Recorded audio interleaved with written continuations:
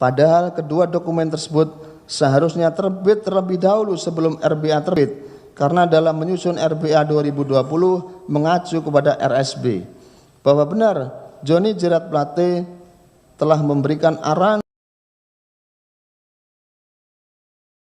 kebutuhan rencana dengan pembahasan 904 desa yang belum terlayani operator seluler sehingga belum mendapat sinyal internet. Oleh karena itu akan dilakukan kegiatan penyediaan internet pada tahun 2021 dengan expenditure atau CAPEX yang anggaran sebesar 19 triliun 500 miliar rupiah dengan kegiatan operating expenditure atau OPEX sebesar 15% dari nilai CAPEX. 2. Direncanakan pembangunan tahun 2020 sebanyak 639 site BTS 4G, tahun 2021 sebanyak 4.200 site BTS 4G, dan tahun 2022 sebanyak 3.065 site BTS 4G, sehingga total sebanyak 7.904 site BTS 4G. Dalam rapat tersebut,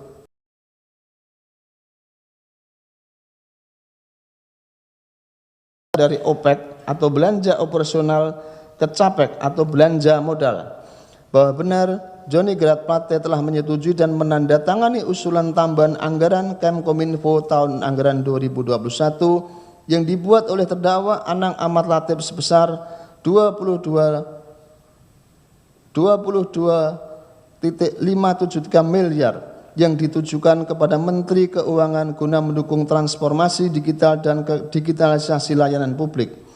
Bahwa benar terdakwa Anang Ahmad Latif telah mempersiapkan proses pengadaan barang dan jasa penyediaan BTS 4G ketika anggaran masih dalam pembahasan. Plate mengusulkan kebutuhan anggaran pembangunan BTS 4G anggaran 2021 sebanyak 4.200 site melalui surat ke Presiden RI nomor R506-M.Kominfo/PR.01/07/2020 tanggal 30 Juli 2020 perihal laporan percepatan transformasi digital nasional. Terdakwa Anang Ahmad Latif telah menunjuk konsultan pengadaan, konsultan teknis, konsultan hukum yang terafiliasi atau dikenalnya agar dapat mengontrol pekerjaan yang dilakukan oleh Pokja pengadaan BTS 4G, yakni dengan meminta Anji Hutagalung untuk bekerja sebagai konsultan pendamping pengadaan proyek BTS 4G, walaupun Anji Hutagalung tidak memiliki sertifikasi keahlian pengadaan barang dan jasa pemerintah. Bahwa benar terdakwa Anang Ahmad Latif telah memerintahkan Bambang Nugroho selaku Direktur Infrastruktur Bakti untuk menggunakan Yohan Suryanto selaku tenaga ahli untuk melakukan penyusunan kajian pendukung Last Mile Project 2021 pembangunan 7.904 BTS dengan mengeluarkan surat keputusan nomor 59 tahun 2020 tanggal 24 September 2020. Bahwa benar terdakwa Anang Ahmad Latif telah menetapkan syarat kepesertaan pengadaan BTS 4G pada tahap prakualifikasi antara lain: A. Konsorsium antara penyelenggara jaringan tetap tertutup dan teknologi owner, atau B. Penyelenggaraan jaringan tetap tertutup sebagai peserta tunggal dan bermitra dengan teknologi owner. C. Antar peserta tidak boleh memiliki afiliasi jika ketahuan salah satunya secara sukarela diminta mundur. D. Teknologi owner hanya boleh bermitra dengan salah satu peserta. Bahwa benar terdakwa Anang Ahmad Latif telah menetapkan 5 paket dalam pekerjaan pengadaan BTS 4G tahun 2021 hanya berdasarkan pembagian wilayah. Bahwa benar Muhammad Ammar Khairul Umam selaku Kepala Hudef UI telah menggunakan personil tenaga ahli antara lain: 1. Profesor Dr. Ing Kalamullah Ramli, 2. Yohan Suryanto, 3. Ketut Suesa, 4. Inyoman Sujana, 5. Dr. Ruki Harwayu, 6. Dr. Muhammad Salman, 7. Oske Rudianto, 8. AA Kompiang Karmana Putra, 9. Imade Sudrajat Jaya Dewangsa, 10. I. Madewardani. Namun data personil tenaga ahli yang dilampirkan dalam surat perjanjian pekerjaan swaklola kajian teknis pendukung Lasmel Project 2021 tersebut hanya bersifat performa atau hanya pemenuhan formalitas administrasi belaka.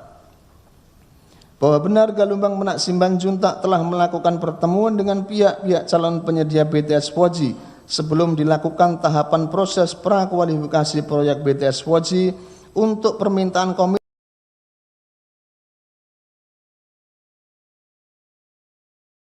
Dr. Yohan Suryanto telah menyerahkan hasil pekerjaan sementara kajian teknis pendukung Lasmel Project 2021 kepada Elvano Haturangan pada tanggal 5 Oktober 2020 yang ditandatangani oleh Muhammad Qauril Umam mengenai hasil perhitungan owner estimate atau OE Lasmel yang memuat paket 1 Sumatera, Nusa Tenggara dan Kalimantan sebanyak 1.364 desa untuk capek 3,937,10 miliar, OPEC 1.212 miliar, total 5.149,85 miliar. Paket 2 Sulawesi dan Maluku sebanyak 1.336 desa. Paket 3 Papua Barat dan Papua bagian tengah barat sebanyak 1.795 desa. Paket 4 Papua bagian tengah utara sebanyak 1.819 desa. Paket 5 Papua bagian timur selatan sebanyak 1.590 desa dengan total anggaran 28 triliun 475 miliar 85 juta.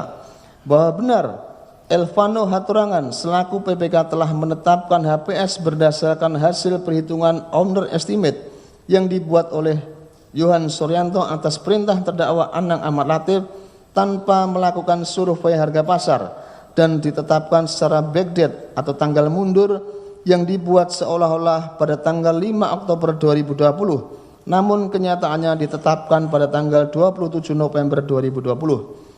Bahwa terdakwa Anang Ahmad Latif telah menetapkan kelompok kerja pemilihan proyek penyediaan infrastruktur BTS 4G dan infrastruktur pendukungnya melalui surat keputusan KPA Bakti nomor 70 tahun 2020 tanggal 9 Oktober 2020 dengan susunan Pokja 1 Gumala Warman selaku ketua, Darin Aldiano selaku wakil ketua, Denny Tri Junaidi selaku anggota, Devi Tiarani Putri sebagai anggota, Seni Sri Damayanti selaku anggota, Desi Puspitasari selaku sekretariat, Nana Rudiana di sekretariat, Megawati Stanggang sekretariat, Wirdan Nur Hadi sekretariat. Bahwa benar terdakwa Anang Ahmad Latif telah memerintahkan Muhammad Feryandi Mirza untuk menemui pihak-pihak yang akan mengikuti proses pemilihan penyedia pekerjaan pengadaan BTS 4G sebelum tahap prakualifikasi. Bahwa benar Mukti Ali bersama-sama dengan Alfi Asman dan Bambang Iswanto telah melakukan markup atau menaikkan harga dalam penyusunan Bill of Quantity atau BOQ.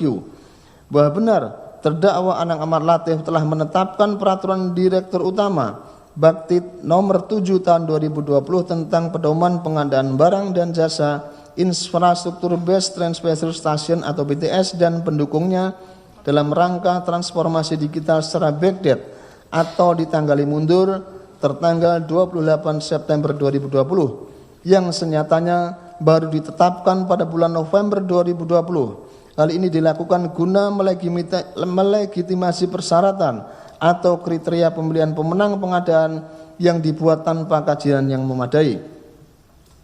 Bahwa benar Dr. Yohan Suryanto selaku tenaga ahli Huda UI baru menyelesaikan kajian teknis pendukung Lasmel Project 2021 Bakti pada bulan Desember 2020. Padahal proses prakualifikasi telah dilakukan sejak tanggal 16 Oktober 2020. Bahwa benar Dr. Yohan Suryanto selaku tenaga ahli Huda UI dalam melakukan penyusunan kajian teknis pendukung Lasmel Project 2021 yang di dalamnya berisikan owner estimate atau OE, penyusunannya diperoleh tanpa data pembanding serta tidak melalui. Bahwa benar telah menetapkan dokumen data lokasi pembangunan di 7.904 lokasi tahun anggaran 2021-2024 secara backdate atau ditanggali mundur yang dibuat seolah-olah tanggal 5 Oktober 2020 berupa surat keputusan Direktur Bakti tentang penetapan lokasi sebanyak 7.904 site BTS 4G. Namun pada kenyataannya dokumen tersebut baru ada setelah pelaksanaan lelang dan kontrak pada bulan Mei 2021.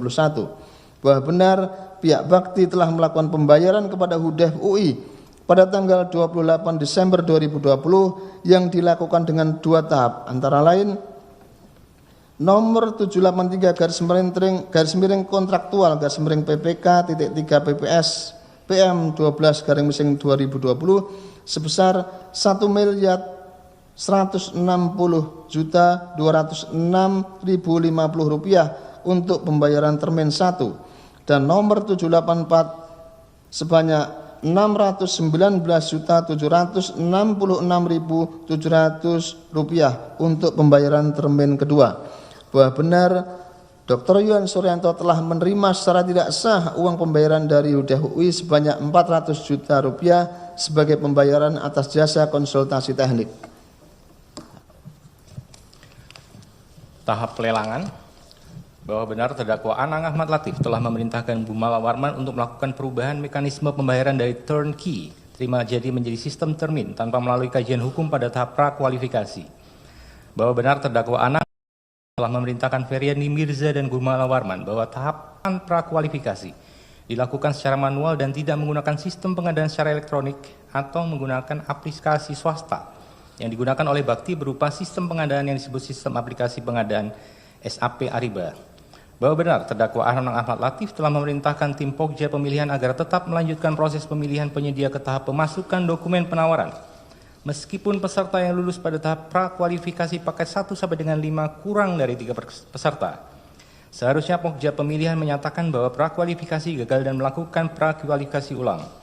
Bahwa benar tim Pokja mengetahui bahwa kemitraan Fiber Home, Telkom Infra dan MTD sebagai pemenang tender paket 1 yaitu dan paket 2 tidak memiliki teknologi atau bukan teknologi owner BTS 4G LTE sebagaimana yang terdapat dalam persyaratan prakualifikasi. Bahwa benar terdakwa Anang Ahmad Latif telah menetapkan pemenang hasil tender proyek penyediaan infrastruktur BTS dan infrastruktur pendukungnya pada tanggal 18 Januari 2021, yaitu kemitraan Fiber Home, Telkom Infra, MTD untuk paket 1 dan paket 2. Sedangkan untuk paket 3, 4, dan paket 5 dilakukan penawaran ulang. Bahwa benar terdakwa Anang Ahmad Latif telah menyetujui usulan pemenang lelang untuk paket 3, yaitu kemitraan Lintas Arta, Huawei, dan SEI, paket 4 dan paket 5, yaitu kemitraan infrastruktur bisnis sejahtera ZTE Indonesia pada tanggal 8 dan 10 Februari 2021. Tahap pekerjaan. Bahwa benar Johnny Jerat Plate telah memerintahkan terdakwa Anang Ahmad Latif untuk bertemu dengan Muhammad Yusrizky Mulyawan guna membicarakan bisnis yang dapat dikerjasamakan dalam proyek BTS 4G. Kemudian terdakwa Anang Ahmad Latif bertemu dengan Irwan Hermawan dan menyampaikan kepada Irwan Hermawan bahwa terdakwa Anang Ahmad Latif menerima perintah dari Menteri Kominfo Johnny Jerat Plate untuk pekerjaan power system BTS 4G Bakti meliputi baterai dan solar panel paket 1, 2, 3, 4, dan 5 agar diserahkan kepada grup bisnis Muhammad Yusrizky Mulyawan. Bahwa benar selanjutnya Muhammad Yusrizky Mulyawan telah meminta pekerjaan pengadaan power system meliputi baterai dan solar panel kepada penyedia pemenang infrastruktur BTS 4G dan infrastruktur pendukung paket 1, 2, 3, 4, dan 5 agar menggunakan perusahaan rekanan Bakti. Selanjutnya Muhammad Yusrizky Mulyawan merekomendasikan PT Excelsia Mitra Niaga Mandiri untuk pekerjaan paket 1 dan 2, PT Bintang Komunikasi Utama untuk pekerjaan paket 3 dan PT Indo Electric Instruments untuk pekerjaan paket 4 dan 5 dengan menemui semua pihak konsorsium pemenang yaitu A. Deng Ming Song selaku Direktur Fiber Home yang mewakili konsorsium Fiber Home Telkom Infra Multitrans Data atau MTG untuk pengadaan paket 1 dan 2 bersama dengan Jamie Suciawan selaku Direktur Utama PT Sunshine Exchange selaku subkontraktor Fiber Home. B. Alfi Asman selaku Direktur PT Lintas Arta yang mewakili konsorsium Lintas Arta Huawei Surya Energi Indonesia untuk pengadaan paket 3. C. Makmur Jauri selaku Direktur Infrastruktur Bisnis Sejahtera atau IBS yang mewakili konsorsium IBS ZTE untuk pengadaan paket 4 dan 5. Bahwa benar Muhammad Yusrizky Mulyawan mendapatkan pekerjaan pengadaan power system meliputi baterai dan solar panel yang dilaksanakan PT Excelsia Mitra Niaga Mandiri untuk pekerjaan paket 1 dan 2, PT Bintang Komunikasi Utama Indo Electric untuk pekerjaan paket 4 dan 5. Latif telah menandatangani 5 kontrak payung penyediaan infrastruktur BTS 4G dan infrastruktur pendukung dengan para perwakilan konsorsium sebagai penyedia pada tanggal 29 Januari 2021 sampai dengan 26 Februari 2021 dengan rincian sebagaimana tertuang dalam surat tuntutan ini. Bahwa benar Elvano Hatorangan selaku pejabat pembuat komitmen atau PPK telah menandatangani kontrak pembelian dengan para penyedia kerjaan penyediaan infrastruktur BTS 4G dan infrastruktur pendukung dengan rincian sebagaimana tertuang dalam surat tuntutan ini. Bahwa benar seluruh pekerjaan BTS 4G sampai dengan per 31 Maret 2022 masa akhir kontrak dari target 4.200 lokasi hanya tercapai sebanyak 1.112 lokasi BTS yang terselesaikan dan telah diterbitkan berita acara penerimaan hasil pekerjaan atau BAPHP. Namun dari pemeriksaan di lapangan diperoleh hasil bahwa terdapat 154 lokasi BTS yang tidak selesai seluruhnya, sehingga hanya sebanyak 958 lokasi BTS yang benar-benar telah selesai dikerjakan. Bahwa benar pelaksanaan penyediaan infrastruktur BTS dan infrastruktur pendukungnya paket 1, 2, 3, 4, dan 5 yang dilakukan oleh para konsorsium paket 1, 2, 3, 4, dan 5 dengan mengalihkan sebagian besar lingkup pekerjaan kepada subkontraktor. Senyatanya oleh para subkontraktor tersebut telah dialihkan kembali pekerjaannya kepada perusahaan lain atau subkontraktor lagi yang terinci dalam surat tuntutan ini. Bahwa benar Yohan Suryanto selain bertindak sebagai tenaga ahli yang menyusun kajian teknis pendukung Last Mile Project 2021, pada kenyataannya juga menjabat sebagai Direktur PT Rambinet Digital Network selaku subkontraktor melalui konsorsium PT IBS Transceiver atau BTS 4G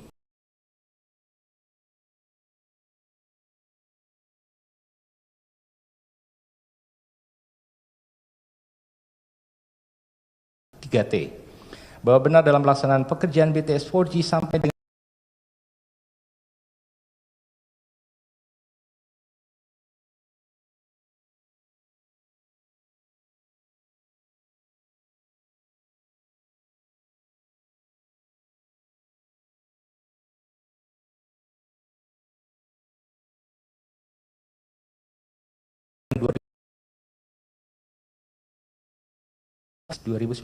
yang tidak terselesaikan sampai 2021 dan akan dilanjutkan pada tahun anggaran 2022 dan telah membayar 100%. Pekerjaan pembangunan BTS 4G dengan meminta jaminan garansi kepada konsorsium penyedia barang. Bahwa benar pekerjaan pembangunan BTS 4G sampai dengan 31 Maret 2022 hanya mampu menyelesaikan 1.112 site yang telah dilakukan BAPHP dari target 4.200 site. Dan pihak konsorsium selaku penyedia barang telah mengembalikan uang atas pekerjaan yang tidak selesai tersebut sebesar 1.691.491.937.100 rupiah dan atas perintah terdakwa Anang Ahmad Latif, pihak konsorsium penyedia barang dikenakan denda sebesar 87.599.995.362 rupiah yang terhitung secara tidak benar karena seharusnya denda yang dibebankan adalah sebesar 346.327.769.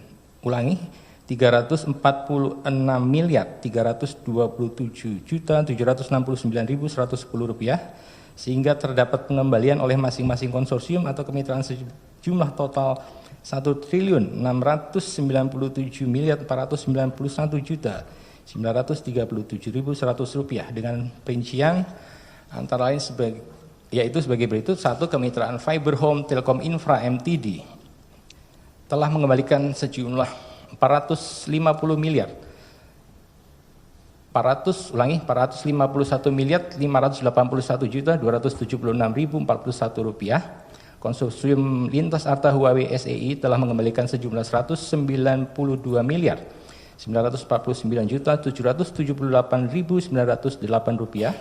Konsorsium IBS ZTE Indonesia telah mengembalikan sejumlah 1.035.662.508.906 rupiah aliran uang kepada pihak terkait.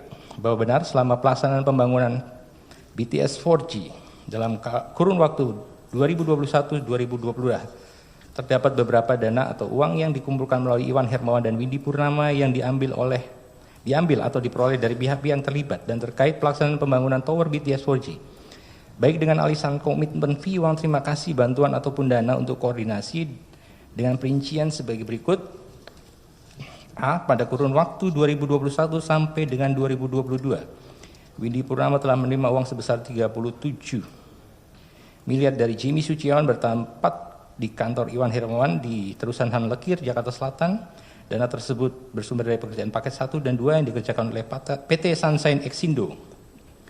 Pada akhir tahun 2021 dan pertengahan 2022, Windy Purnama menerima uang melalui Fatima, staf dari PT Mora Telematika sebesar 27 miliar 500 juta rupiah bertempat di kantor Mora Telematika, Jalan Proklamasi, Jakarta Pusat, yang berasal dari Stephen Setiawan Stutisna selaku Direktur PT Radana Yusa Abadi yang merupakan subkontraktor paket 4 dan 5. Pada kurun waktu 2021 sampai dengan 2022 bertempat di kantor Irwan Hermawan di Jalan Terusan Hang Lekir, Jakarta, Windy Purnama menerima uang dari Alfi Asman dan Arya Darmar selaku Direksi PT Lintas Arta, penyedia paket 3 melalui stafnya bernama Edward Simol sebesar 7 miliar rupiah. Pada kurun waktu 2021 sampai dengan 2022 bertempat di kantor PT SGI yang beralamat di Kota Kasablanka, Irwan Hermawan dan Windy Purnama menerima uang dari Bayu Eriano Alvia selaku Direktur PT Sarana Global Indonesia atau SGI sebesar 29 miliar dengan cara 3 miliar diserahkan kepada Iwan Hermawan dan sisanya diserahkan kepada Windy Purnama melalui transfer. Uang tersebut berasal dari pekerjaan pengawasan yang seolah-olah telah dilakukan oleh PT SGI untuk pekerjaan paket 3. Pada kurun waktu 2021 sampai dengan 2022 bertempat di kantor PT JIG di apartemen Servino Tebet, Jakarta Selatan, Irwan Hermawan dan Windy Purnama melalui Lalosiaan telah menerima uang dari Irwan selaku Direktur Utama PT JIG sebesar 23 miliar rupiah. Uang tersebut berasal dari pekerjaan pengawasan yang seolah-olah telah dilakukan oleh PT SGI untuk pekerjaan paket 3. Pada kurun waktu 2021 sampai dengan 2022 bertempat di Jalan Praja Dalam, Windy Purnama melalui Jeffrey telah menerima uang sebesar 60 miliar rupiah. Uang tersebut berasal dari Muhammad Yusriski Mulyawan yang diperoleh pekerjaan power system paket 1, 2, 3, 4, dan 5. Pada kurun waktu tahun 2021 sampai dengan 2022 bertempat di kantor Irwan Hermawan di Terusan Hang Lekir, Jakarta, Windy Purnama telah menerima uang sebesar 57 miliar rupiah yang berasal dari Jimmy Suciawan selaku Direktur Utama PT Sunshine Exindo dan Direktur SEI diterima Windy Purnama melalui staf Jimmy Suciawan sebanyak 2 kali dan Edo staf PT SEI. Bahwa benar dana-dana yang telah diterima dan dikumpulkan tersebut kemudian disalurkan kembali oleh Irwan Hermawan dan Windy Purnama untuk berbagai keperluan diantaranya A. Bulan Maret 2021 sampai bulan Oktober 2022 bertempat di sekitar Jalan Sabang, Jakarta Pusat, Windy Purnama memberikan uang kepada Happy Indah Palui melalui stafnya bernama Yunita sebesar 500 juta per bulan guna memenuhi permintaan Johnny Gerard Plate kepada Anang Latif untuk operasional dan tambahan insentif staf Kementerian Kominfo sehingga total pemberian selama 20 bulan adalah sebesar 10 miliar rupiah. Pada tahun 2022 bertempat di sekitaran Jalan Sabang, Jakarta Pusat, Windy Purnama memberikan uang kepada Happy Indah Palupi sebesar 1 miliar 500 juta rupiah atas permintaan Johnny Gerard Plate kepada Anang Ahmad Latif. Happy Endang Palupi kemudian meminta bantuan Muhammad Zainal Arifin untuk transfer pada Yayasan Pendidikan Katolik Arnoldus juta rupiah dan kepada Kusukupan Dioses Kupang sebesar 1 miliar rupiah. Uang tersebut merupakan bantuan dari Johnny Gerard Plate yang sebelumnya telah diserahkan secara simbolis ketika Johnny Gerard Plate melakukan kunjungan ke Kupang. Pada Desember 2021 bertempat di kantor Irwan Hermawan di Terusan Hang Lekir, Jakarta, Irwan Hermawan melalui Windy Purnama menyerahkan uang sebesar 3 miliar rupiah kepada Anang Ahmad Latif. Uang tersebut merupakan uang perjanjian antara Irwan Hermawan dan Anang Ahmad Latif. Pada sekitar tahun 2021 sampai dengan 2022 bertempat di SPBU daerah Tebet, Windy Purnama menyerahkan uang kepada Diarien selaku Wakil Ketua Pokja sebesar 500 juta rupiah sebagai uang terima kasih dan uang lelah. Uang tersebut oleh Darian kemudian dibagi kepada ketua dan anggota Pokja lainnya yaitu Gumala Warman sebesar 200 juta rupiah Darian sebesar 150 juta rupiah, Denny Tri Junaidi sebesar 50 juta rupiah, Seni Sri Damayanti sebesar 50 juta rupiah, dan Devi Tria Rani Putri sebesar 50 juta rupiah.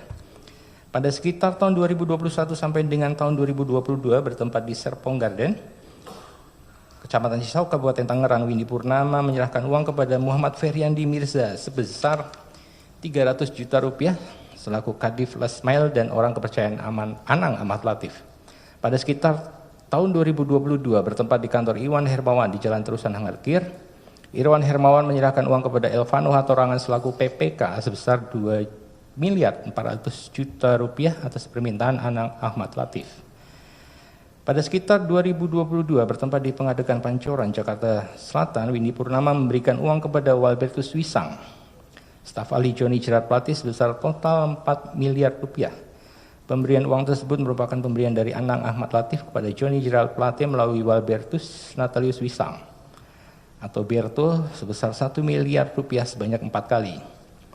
Pada Maret 2022 dan Agustus 2022, Windy Purnama menyerahkan uang kepada Latifah Hanum sejumlah total 1 miliar 800 juta rupiah untuk keperluan membayar tagihan kepada travel atas biaya hotel perjalanan dinas Joni Jerat Plate, Anang Ahmad Latif beserta staf bakti ke Paris sebesar 453.600.000 rupiah, ke London sebesar 167.600.000 rupiah, Amerika Serikat sebesar 404.608.000 rupiah, dan permintaan sumbangan oleh Joni Jerat Plate untuk korban bencana banjir di Kabupaten Flores Timur sebesar 200 juta rupiah. Permintaan sumbangan oleh Joni Jerat Plate untuk gereja GMIT di Kupang sebesar 250 juta rupiah. Pada tahun 2022, Windy Purnama mentransfer uang kepada Jennifer sebesar 100 juta rupiah dan pemberian uang tersebut atas perintah terdakwa Anang Ahmad Latif sebagai tambahan operasional bakti.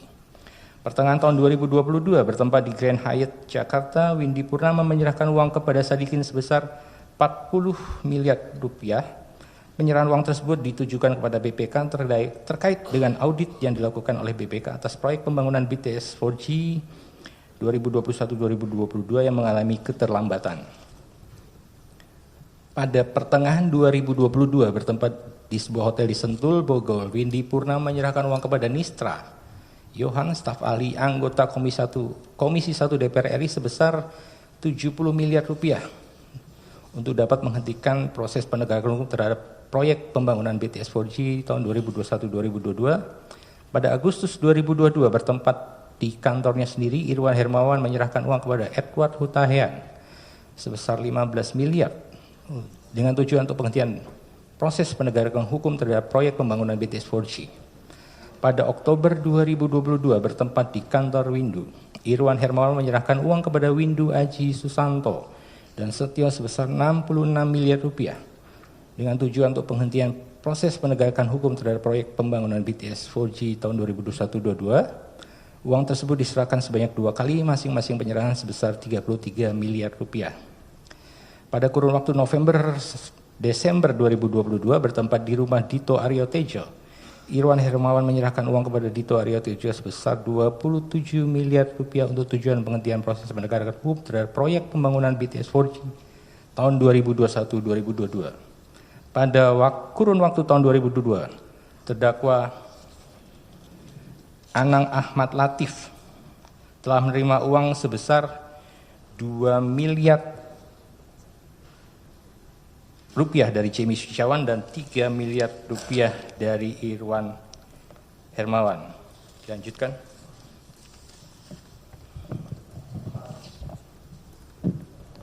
Pembacaan kami lanjutkan yang mulia. Bahwa benar Windy Purnama telah menerima uang sebesar 500 juta dari Stephen Setiawan Sutrisna selaku Direktur PT Waradana Yusa Abadi, subkontraktor paket 4 dan 5, dan dari Irwan Hermawan sebesar 200 juta serta 3.000 US dollar atau setara 50 juta rupiah. Bahwa benar Joni Jerat Plate meminta terdakwa Anang Ahmad Latif selaku kuasa pengguna anggaran dan PPK untuk tidak memutuskan kontrak, akan tetapi justru meminta perusahaan konsorsium melanjutkan pekerjaan. padahal waktu pemberian kesempatan berakhir tanggal 31 Maret tahun 2022. Bahwa benar Muhammad Yusriski Mulyawan menerima uang dari beberapa pihak sebagai kontribusi dalam pemenuhan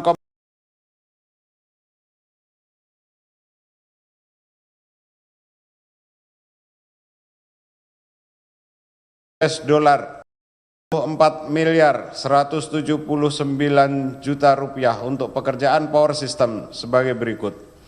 Dari Jemi Setiawan selaku Direktur PT Sunshine Exindo selaku subkontraktor PT Fiber Home untuk pekerjaan paket 1 dan 2 sebesar $2.500.000 Amerika. Dari William selaku Direktur PT Excelsia Mitra Niaga Mandiri sebesar 3 miliar rupiah untuk pekerjaan power system paket 1 dan paket 2. Dari Rohadi selaku Direktur PT Bintang Komunikasi Utama sebesar 75 miliar rupiah untuk pekerjaan power system untuk paket 3. Dari Suryadi selaku Direktur PT Indo Electric Instrument sebesar 6.179 rupiah. Bahwa benar terdapat penyimpangan yang ditemukan dalam kegiatan penyediaan infrastruktur BTS 4G dan infrastruktur pendukung paket 1, 2, 3, 4, dan 5 Bakti Kementerian Komunikasi dan Informatika tahun 2020 sampai dengan tahun 2022 sebagaimana tertuang dalam surat tuntutan ini. Bahwa benar pelaksanaan pekerjaan penyediaan infrastruktur BTS 4G dan infrastruktur pendukung paket 1, 2, 3, 4, dan 5 pada Bakti Kementerian Komunikasi dan Informatika tahun 2020 sampai dengan 2022 telah mengakibatkan kerugian keuangan negara atau perekonomian negara sebesar 8.384.133.795 rupiah 51 sen. Berdasarkan seluruh uraian fakta hukum terkait dengan kegiatan penyediaan infrastruktur BTS 4G dan infrastruktur pendukung paket 1, 2, 3, 4, dan 5 pada Bakti Kominfo tahun 2020 sampai dengan 2022 dapat disimpulkan bahwa terdakwa Anang Ahmad Latif bertemu dengan Johnny Gerard Plate dan Galumbang Menak Simanjuntak pada awal tahun 2020 bertempat di Hotel Grand Hyatt dan di lapangan golf Pondok Indah membahas rencana proyek penyediaan infrastruktur BTS 4G dan infrastruktur pendukung pada Bakti Kominfo yang dalam pelaksanaannya kemudian melibatkan perusahaan-perusahaan yang terafiliasi dengan Galumbang Menak Simanjuntak. Terdakwa Anang Ahmad Latif meminta Yohan Suryanto sebagai tenaga ahli pada Badan Aksesibilitas Telekomunikasi dan Informasi Bakti yang selanjutnya Yohan Suryanto menggunakan HUDEF UI sebagai lembaga konsultan dalam pekerjaan penyusunan kajian teknis pendukung Last Mile Project 2021 tanpa melalui proses pemilihan jasa konsultan. Terdakwa Anang Ahmad Latif memerintahkan Yohan Suryanto membuat kajian teknis pendukung Last Mile Project tahun 2021 antara lain owner estimate untuk proyek penyediaan infrastruktur BTS 4G dan infrastruktur pendukung pada tahun 2021 sampai dengan tahun 2022. Berdasarkan data yang bersumber dari para calon penyedia yang akhirnya menjadi pemenang lelang tanpa disertai dengan kajian yang mendalam antara lain tidak melakukan survei harga pasar, yang selanjutnya dijadikan dasar acuan untuk membuat HPS yang ditetapkan oleh Elvano Hatorangan selaku PPK pada proyek penyediaan infrastruktur BTS 4G dan infrastruktur pendukung. Yohan Suryanto memasukkan daftar nama-nama tenaga ahli yang dilampirkan dalam dokumen kerangka acuan pada pekerjaan penyusunan kajian teknis pendukung Last Mile Project 2021 tanpa sepengetahuan tenaga ahli yang namanya dicantumkan dalam dokumen tersebut hanya bersifat formalitas untuk memenuhi persyaratan administrasi bagi Yohan Suryanto agar dapat melaksanakan pekerjaan kajian teknis pendukung Last Mile Project tahun 2021 pada bakti. Yohan Suryanto sebagai tenaga ahli yang menyusun kajian teknis pendukung Last Mile Project 2021 pada kenyataannya menjabat juga sebagai Direktur PT Rambinet Digital Network yang terlibat selaku subkontraktor dalam proyek penyediaan infrastruktur BTS 4G dan infrastruktur pendukungnya pada tahun 2021 sampai dengan tahun 2022. Percepatan program pembangunan BTS 4G di 7.904 desa atau kelurahan 3T sebagai subkontraktor melalui konsorsium PT Infrastruktur Bisnis Sejahtera atau IBS pada paket 4 dan paket 5. Terdakwa Anang Ahmad Latif baik secara bersama-sama maupun sendiri-sendiri dengan Yohan Suryanto, Galumbang Menak Simanjuntak, Irwan Hermawan dan Mukti Ali dalam proses pengadaan proyek penyediaan infrastruktur BTS 4G dan infrastruktur pendukung paket 1, 2, 3, 4, dan 5 pada bakti Kemenfo melakukan pertemuan-pertemuan dengan calon kontraktor dan subkontraktor dalam rangka menentukan pelaksana pekerjaan. Terdakwa Anang Ahmad Latif baik secara bersama-sama maupun sendiri-sendiri dengan Galumbang Menak Simanjuntak, Irwan Hermawan dan Mukti Ali melakukan pertemuan dalam rangka mengatur persyaratan pemilihan penyedia antara lain persyaratan owner teknologi, lisensi jaringan tertutup dan kemitraan dengan tujuan untuk membatasi peserta lelang dan memenangkan calon penyedia yang telah disiapkan, yaitu PT Telkominfra, PT Multitransdata, dan Fiberhome, PT Lintas Arta, PT Huawei, dan PT Surya Energi Indotama, dan PT Infrastruktur Bisnis Sejahtera, serta PT ZTE Indonesia, padahal persyaratan tersebut tidak ada kajian teknisnya. Terdakwa Anang Ahmad Latif meminta kepada Gumala Warman, selaku Ketua Pokja Pemilihan, untuk tidak menggunakan sistem pengadaan secara elektronik dalam kurung Ariba dalam melakukan evaluasi dan klarifikasi, yaitu peserta lelang mengajukan dokumen penawaran secara manual untuk prakualifikasi karena perusahaan-perusahaan yang akan menjadi konsorsium belum ditentukan pasangan kemitraannya.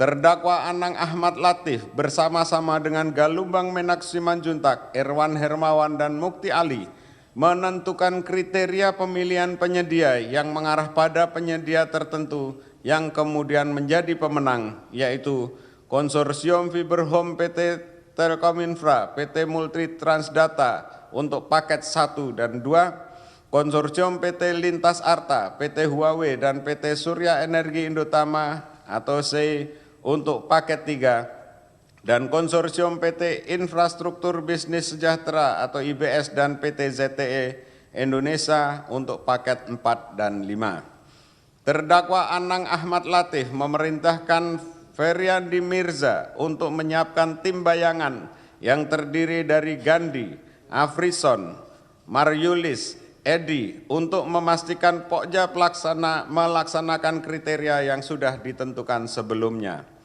Terdakwa Anang Ahmad Latif menerbitkan Peraturan Direktur Utama Bakti Nomor 7 Tahun 2020 tentang pedoman pengadaan barang dan jasa, infrastruktur BTS dan pendukungnya dalam rangka transformasi digital tanggal 28 September 2020 untuk melegitimasi persyaratan atau kriteria pemilihan pemenang kegiatan yang dibuat tanpa kajian. Padahal Peraturan Direktur Utama Bakti tersebut masih dilakukan review di bulan November 2020 oleh Anggi Hutagalung, serta proses tahapan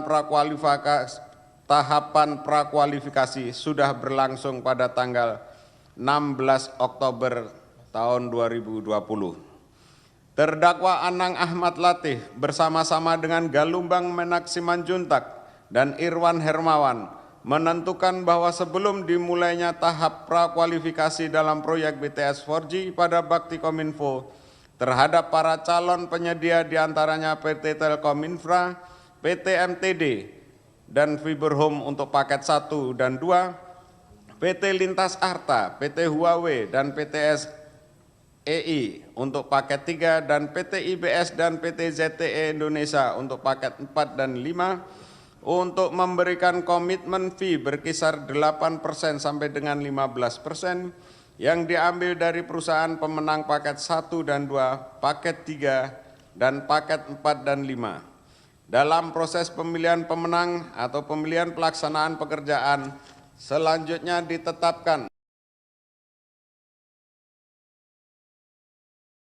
TD sebagai pemenang paket 1 dan 2, Konsorsium Lintas Arta Huawei SEI sebagai pemenang paket 3, dan Konsorsium Infrastruktur Bisnis Sejahtera atau IBS ZTE Indonesia sebagai pemenang paket 4 dan 5, yang dalam pelaksanaannya dilakukan dengan melawan hukum.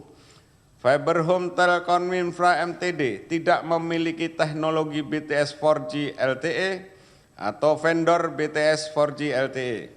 Konsorsium dipersyaratkan untuk memberikan komitmen fee sebesar 10%, pelaksanaan pekerjaan utama diserahkan kepada subkontraktor, pekerjaan yang sebelumnya sudah diserahkan kepada subkontraktor selanjutnya disubkontrakkan kembali.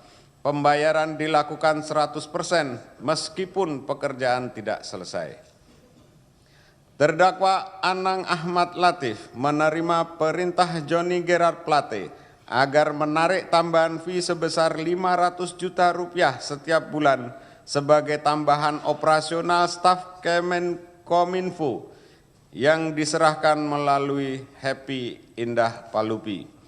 Terdakwa Anang Ahmad Latif setelah mendapatkan persetujuan dari Johnny Menkominfo memilih menggunakan kontrak payung pada pekerjaan penyediaan November dan Desember 2021, di mana progres pekerjaan rata-rata mengalami deviasi minus 40%. Terdakwa Anang Ahmad Latif selaku KPA melalui Elvano Hatorangan selaku PPK tidak melakukan pemutusan kontrak dan memasukkan ke dalam blacklist para perusahaan konsorsium selaku penyedia yang tidak dapat menyelesaikan pekerjaannya, bahkan melakukan perpanjangan waktu pelaksanaan pekerjaan sampai dengan 31 Desember 2021, yang ternyata para penyedia tetap tidak bisa menyelesaikan pekerjaan pengadaan BTS 4G, namun terdakwa Anang Ahmad Latif masih melakukan pemberian kesempatan selama 90 hari kepada penyedia sampai dengan tanggal 31 Maret 2022. Terdakwa Anang Ahmad Latif menerima perintah dari Johnny Gerard Plate agar pekerjaan power system meliputi baterai dan solar panel dalam penyediaan infrastruktur BTS 4G dan infrastruktur pendukung paket 1, 2, 3, 4, dan 5 diberikan kepada Muhammad Yuriski Mulyawan. Terdakwa Anang Ahmad Latif memerintahkan Elvano Hatorangan selaku PPK untuk membayarkan 100% dari nilai kontrak kepada penyedia, padahal sampai dengan tanggal 31 Desember 2021, dari 4.200 BTS yang seharusnya selesai dibangun oleh perusahaan konsorsium selaku penyedia, ternyata tidak ada satupun BTS yang sudah selesai dan dibuatkan berita acara penyerahan hasil pekerjaan.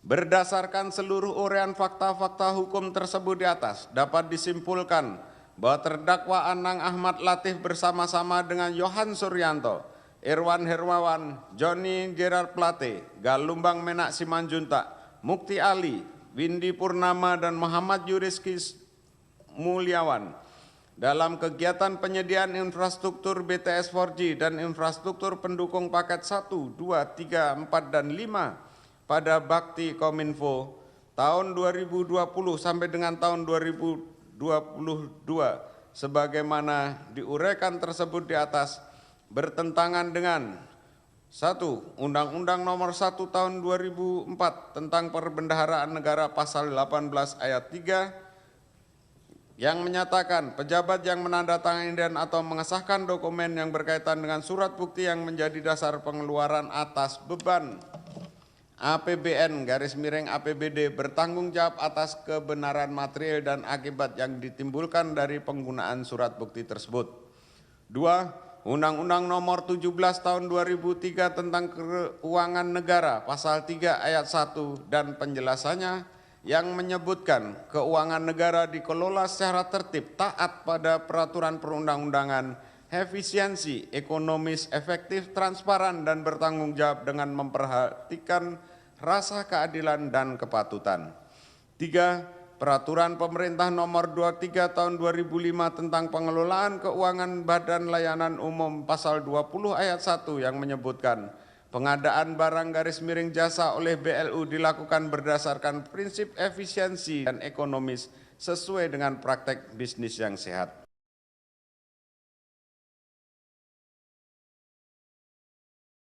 Tahun 2000 jasa pemerintah. 5. Peraturan LKPP Nomor 9 Tahun 2018 tentang Pedoman Pelaksanaan Pengadaan Barang /jasa melalui penyedia. 6. Peraturan Menteri Keuangan Nomor 184-PMK.05/2021 tentang pelaksanaan anggaran dalam rangka penyelesaian pekerjaan pada masa pandemi coronavirus disease 2019 yang tidak terselesaikan sampai dengan akhir tahun. Dengan demikian, berdasarkan seluruh uraian tersebut di atas, maka unsur secara melawan hukum dalam pasal ini telah terbukti dan terbukti secara sah dan meyakinkan menurut hukum. 3. Unsur melakukan perbuatan memperkaya diri sendiri atau orang lain atau suatu korporasi. Bahwa dalam unsur melakukan perbuatan memperkaya diri sendiri atau orang lain atau suatu korporasi harus diartikan secara alternatif, yang dapat meliputi 3 kemungkinan, yakni memperkaya diri terdakwa sendiri, atau memperkaya orang lain, atau memperkaya suatu korporasi. Pun dapat pula diri atau orang lain atau suatu korporasi telah memperoleh sejumlah uang atau harta benda tersebut dilakukan secara melawan hukum. Artinya, dalam perkara ini, unsur memperkaya diri sendiri atau orang lain atau suatu korporasi mempunyai hubungan kausalitas dengan perbuatan melawan hukum sebagaimana yang telah diuraikan oleh penuntut umum pada rumusan unsur melawan hukum di atas. Berdasarkan fakta-fakta yang terungkap di persidangan dari keterangan saksi, ahli, surat, petunjuk keterangan terdakwa dan barang bukti, yang mana keterangan satu sama lainnya saling bersesuaian diperoleh fakta hukum sebagai berikut. Bahasa fakta di persidangan berupa alat bukti keterangan saksi, alat bukti surat, alat bukti keterangan ahli, alat bukti keterangan terdakwa, yang satu sama lainnya saling bersesuaian menjadi alat bukti petunjuk. Unsur ini dibuktikan dengan uraian sebagai berikut. Bahwa benar Dr. Yohan Suryanto telah menerima secara tidak sah uang pembayaran dari HUDEF UI sebesar 400 juta rupiah sebagai pembayaran atas jasa konsultan teknis. Bahwa benar seluruh pekerjaan BTS 4G sampai dengan 31 Maret 2002 dalam kurung masa akhir kontrak dari target 4.200 lokasi hanya dapat tercapai sebanyak 1.112 lokasi BTS yang terselesaikan dan telah diterbitkan BAPHP, namun dari pemeriksaan di lapangan diperoleh hasil bahwa terdapat 154 lokasi BTS yang tidak selesai seluruhnya, sehingga hanya sebanyak 958 lokasi BTS yang benar-benar telah diselesaikan pekerjaannya. Bahwa benar pekerjaan pembangunan BTS 4G sampai dengan 31 Maret 2022 hanya mampu menyelesaikan 1.112 site yang telah dilakukan BAPHP dari target 4.200 set dan pihak konsorsium selaku penyedia barang telah mengembalikan uang atas pekerjaan yang tidak selesai tersebut sebesar 1.991.930.100 rupiah. Dan atas perintah terdakwa Anang Ahmad Latif, pihak konsorsium penyedia barang dikenakan denda sebesar 87.999.995.362 rupiah yang dihitung secara tidak benar karena seharusnya denda yang dibebankan sebesar 344.629.110 rupiah. Bahwa benar selama pelaksanaan pembangunan tower BTS 4G dalam kurun waktu 2021-2022 terdapat beberapa dana atau uang yang dikumpulkan melalui Irman Hermawan dan Windy Purnama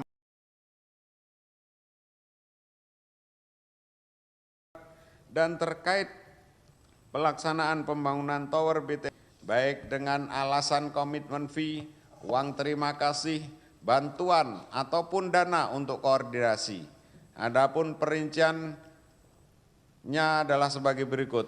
A. Pada kurun waktu 2021 sampai dengan 2022, Windy telah menerima uang sebesar 37 miliar dari Jemi Suciawan bertempat di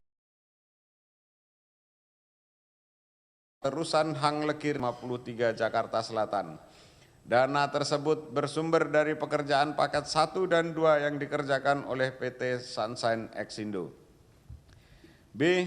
Pada akhir tahun 2021 dan pertengahan 2022, Windy Purnama menerima uang melalui Fatima atau staf PT Mora Telematika sebesar 27.500.000.000 rupiah bertempat di kantor Mora Telematika, Jalan Proklamasi, Jakarta Pusat. Uang tersebut berasal dari Stephen Setiawan Sutrisno selaku Direktur PT Waradana Yusa Abadi yang merupakan subkon paket 4 dan 5. Dilanjut yang mulia.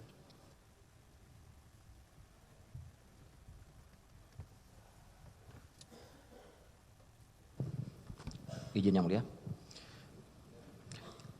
C. Pada kurun waktu 2021 sampai dengan 2022 bertempat di kantor Irman Hermawan Jalan Nomor 53 Jakarta, Windy Purnama menerima uang dari Alfi Asman dan Arya Damar selaku Direksi PT Lintas Arta penyedia paket 3 melalui stafnya yang bernama Edward Simon sebesar 7 miliar rupiah. D. Pada kurun waktu 2021 sampai dengan 2022 bertempat di kantor PT SGI yang beralamat di kota Kasablanka, Irman Hermawan dan Windy Purnama menerima uang dari Bayu Eriano Avia selaku Dirut PT Sarana Global Indonesia sebesar diserahkan kepada Irman Hermawan dan sisanya diserahkan kepada Windy Purnama melalui transfer.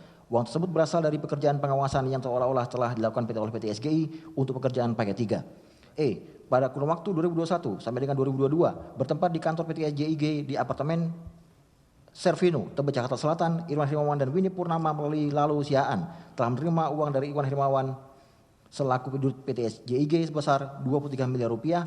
Uang tersebut berasal dari pekerjaan pengawasan yang seolah-olah telah dilakukan oleh PT SGI untuk pekerjaan paket 3. F. Pada kurun waktu 2021 sampai dengan 2022 bertempat di Jalan Praja Dalam, Windy Purnama lalu Jeffrey telah menerima uang sebesar 60 miliar rupiah. Uang tersebut berasal dari Muhammad Yurizki Mulyawan yang diperoleh dari pekerjaan power system paket 1, 2, 3, 4, dan 5. G. Pada kurun waktu 2021 sampai dengan tahun 2022 bertempat di kantor Hang Lekir 3, nomor 53 Jakarta, Windy Purnama telah menerima uang sebesar total 57 miliar rupiah. Uang tersebut berasal dari Jimmy Suciawan selaku Esindo dan 3 Direktur SEI diterima Windy Purnama melalui staf Jimmy Suciawan sebanyak 2 PT SEI. Bahwa benar dana-dana yang telah diterima dan dikumpulkan kemudian disalurkan kembali oleh Irman Hermawan dan Windy Purnama untuk berbagai macam keperluan, diantaranya A.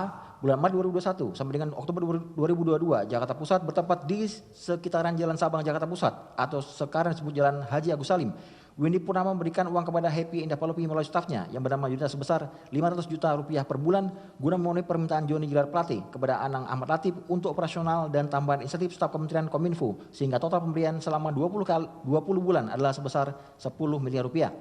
B. Pada tahun 2022 bertempat di sekitaran Jalan Sabang, Jakarta Pusat atau sekarang disebut Jalan Haji Agus Salim, Windy Purnama memberikan uang kepada Happy Indah Palopi sebesar 1.500.000.000 rupiah atas permintaan Joni Gelar Plate kepada Anang Ahmad Latif. Happy Indah Palopi kemudian meminta bantuan Muhammad Zainal Arifin untuk transfer kepada Yayasan Pendidikan Katolik Arnoldus di Kupang sebesar 500 juta rupiah dan kepada Keuskupan Kupang sebesar 1 miliar rupiah. Uang tersebut merupakan bantuan dari Joni Gelar Plate yang sebelumnya telah diserahkan secara simbolis ketika Joni Gelar Plate melakukan kunjungan ke Kupang. E. Pada Desember 2021 bertempat di kantor Irman Hermawan Jalan Tusan Halekir nomor 3 nomor 5 Jakarta, Irman Hermawan melalui Windy Purnama menyerahkan uang sebesar 3 miliar rupiah kepada Anang Ahmad Latif. Uang tersebut merupakan uang perjanjian antara Irman Hermawan dan Anang Ahmad Latif. D. Pada sekitar tahun 2001 sampai dengan 2022 bertempat di SPBU daerah Tebet, Windy Purnama menyerahkan uang kepada Darien selaku wakil ketua Pokja sebesar 500 juta rupiah sebagai uang terima kasih dan uang lelah. Uang tersebut oleh Darien kemudian dibagi kepada ketua dan anggota Pokja yang lain, yaitu Gumala Warman sebesar 200 juta rupiah, Darien sebesar 150 juta rupiah, Denny Tri sebesar 50 juta, Yanti sebesar 50 juta rupiah, Devi Triarani Putri sebesar 50 juta rupiah. Pada sekitar tahun 2021 sampai dengan tahun 2022 bertempat di Serpong Garden 2, Blok C1 nomor 96, Kelurahan Suradita, Kecamatan Cisau, Kabupaten Tangerang. Windy Purnama menyerahkan uang kepada Muhammad Firly Mirza sebesar 300 juta rupiah selaku Kadif Lasmail dan orang kepercayaan Anang Ahmad Latif. F. Pada sekitar 2022 bertempat di kantor Irman Hermawan Jalan Tusan Halekir 3 nomor 53 Jakarta. Irman Hermawan menyerahkan uang kepada Elvan Hatorongan selaku PPK sebesar total 2.400.000.000 rupiah atas permintaan Anang Ahmad Latif.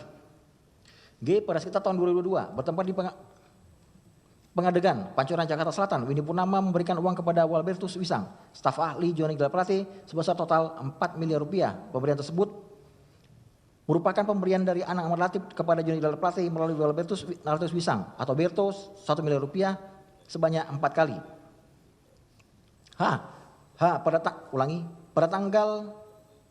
Pada bulan Maret 2022 dan Agustus 2022, Windy Purnama menyerahkan uang kepada Latifah Hanum sejumlah total 1.800.000.000 rupiah untuk keperluan membayar tagihan kepada travel atas biaya hotel perjalanan dinas Joni Gelar Plate, Anang Ahmad Latif beserta staf bakti ke Paris sebesar 453.600.000 rupiah, London sebesar 167.600.000 rupiah, Amerika Serikat sebesar 404.608.000 rupiah.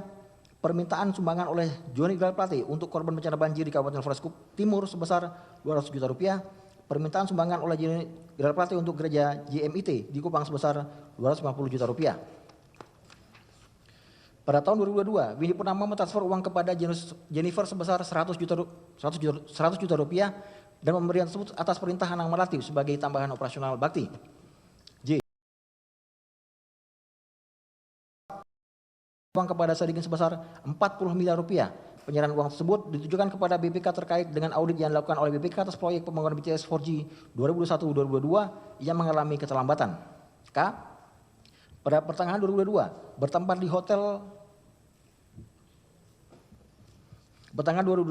di sebuah hotel di Sentul, Bogor. Windy Purnama menyerahkan uang kepada Nisra Yohan, staf ahli anggota Komisi 1 DPR RI sebesar 70 miliar rupiah, tujuan untuk dapat menghentikan proses penegakan hukum terhadap proyek pembangunan BTS 4G tahun 2021-2022. Pada Agustus 2022, bertempat di kantornya sendiri, Irman Hermawan menyerahkan uang kepada Irwat Hotaheyan sebesar 15 miliar rupiah, tujuan untuk menghentikan proses penegakan hukum terhadap proyek pembangunan BTS 4G tahun 2021-2022.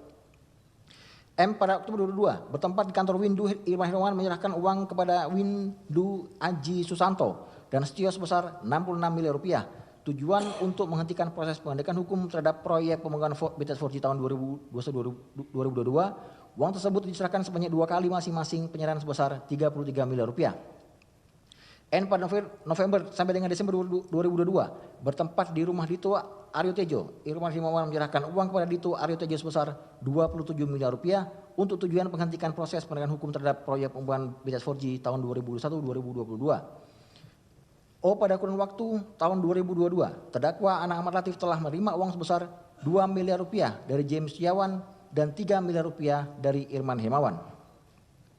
Bahwa benar Windy Purnama telah menerima uang sebesar 500 juta rupiah dari Stephen Setiawan Sutrisna selaku Direktur PT Waradana Yusa Abadi, subkontraktor paket 45, dan dari Irman Hermawan sebesar 200 juta rupiah serta 3.000 US dollar setara dengan 50 juta rupiah. Bahwa benar Muhammad Yusri Mulyawan menerima uang dari beberapa pihak sebagai kontribusi dalam pemenuhan komitmen fee sebesar 2.500.000 US dollar dan 84 juta dan 84 miliar 179 juta rupiah untuk pekerjaan Power System sebagai berikut. 1. Dari James Setiawan selaku Direktur PT Sunshine Exindo selaku subkontraktor PT Faber Home untuk pekerjaan Satpam 1 dan 2 sebesar $2.500 Amerika Serikat. 2. Dari William selaku Direktur PT Excelsia Mitra Niaga Mandiri sebesar 3 miliar rupiah untuk pekerjaan Power System paket 1 dan 2. 3. Dari Rohadi selaku Direktur PT Bintang Komunikasi Utama BKU sebesar 75 miliar rupiah untuk pekerjaan Power System untuk paket 3. 4. Dari Suryadi selaku Direktur PT Indo Electric Instrument sebesar 6 miliar 179 juta rupiah.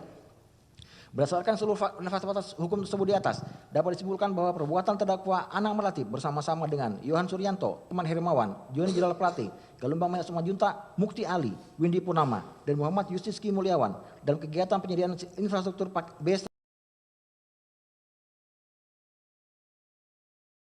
3, 4, dan 5 pada Aksesibilitas Telekomunikasi dan Informasi Bakti, Kementerian Komunikasi dan Informatika tahun 2020 sampai dengan 2022, sebagaimana dua kandidat tersebut di atas telah memperkaya diri sendiri atau orang lain atau suatu koperasi, yaitu 1. Terdakwa Anang Ahmad Latif sebesar 5 miliar rupiah. 2. Yohan Suryanto sebesar 453.608.400 rupiah. 3. Irman Hermawan sebesar 243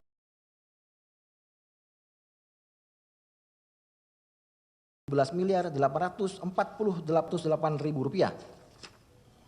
5. Windy Purnama sebesar 750 juta rupiah. 6. Muhammad Yusri Mulyawan sebesar 24 miliar 179 juta rupiah dan $2.500 Amerika Serikat. 7. Konsorsium Faber Home, PT Telkom Infra, PT Multi Transdata untuk paket 1 dan 2 sebesar 2.489 miliar 289 juta 548.449 rupiah. 8. Dan SCI 391 miliar 964 juta 842.047 rupiah. 9. Konsorsium IBS dan CTS paket 4 dan 5 sebesar 2.468 miliar 896 juta 206.694 rupiah. Berdasarkan seluruh uraian tersebut di atas, baik terdakwa Anang Ahmad Latif maupun orang lain telah bertambah kekayaannya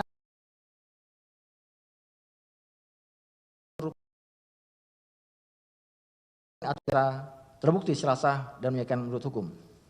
4. Unsur yang merugikan keuangan negara atau perekonomian negara. Unsur ini bersifat alternatif, artinya tidak perlu semuanya dibuktikan, namun cukup dibuktikan salah satunya saja, berdasarkan fakta-fakta yang terkuat di dalam persidangan, dari keterangan saksi, ahli, surat, petunjuk, keterangan terdakwa, dan barang bukti, yang mana keterangan satu sama lainnya saling bersesuaian diperoleh fakta hukum sebagai berikut. Bahwa benar, Bakti merupakan unit organisasi non-eselon di lingkungan Kementerian Komunikasi dan Informatika Kominfo yang menerapkan pola pengelolaan keuangan Badan Layanan Umum atau BLU. Bahwa benar, Badan Layanan Umum adalah instansi atau satuan kerja pemerintah yang mempunyai kewajiban menyediakan layanan umum kepada masyarakat dan BLU diberikan keleluasaan dalam pengelolaan keuangannya, yakni dapat menggunakan dana yang diperolehnya secara langsung pengelolaan keanggaran. Pengaturan secara khusus terhadap Badan Layanan Umum ini diatur dalam Peraturan Pemerintah Nomor 23 Tahun 2005 tentang pengelolaan keuangan Badan Layanan Umum. Bahwa benar, Bakti awalnya bernama Balai Telekomunikasi dan Informatika Pedesaan atau BTIP, sesuai nomenklatur yang ditetapkan oleh Menteri Dalam Negeri, ditetapkan dalam Peraturan Menteri Komunikasi dan Informatika Nomor 35 dan seterusnya. BTIP menerapkan pola pengelolaan keuangan Badan Layanan Umum atau BLU berdasarkan keputusan Menteri Keuangan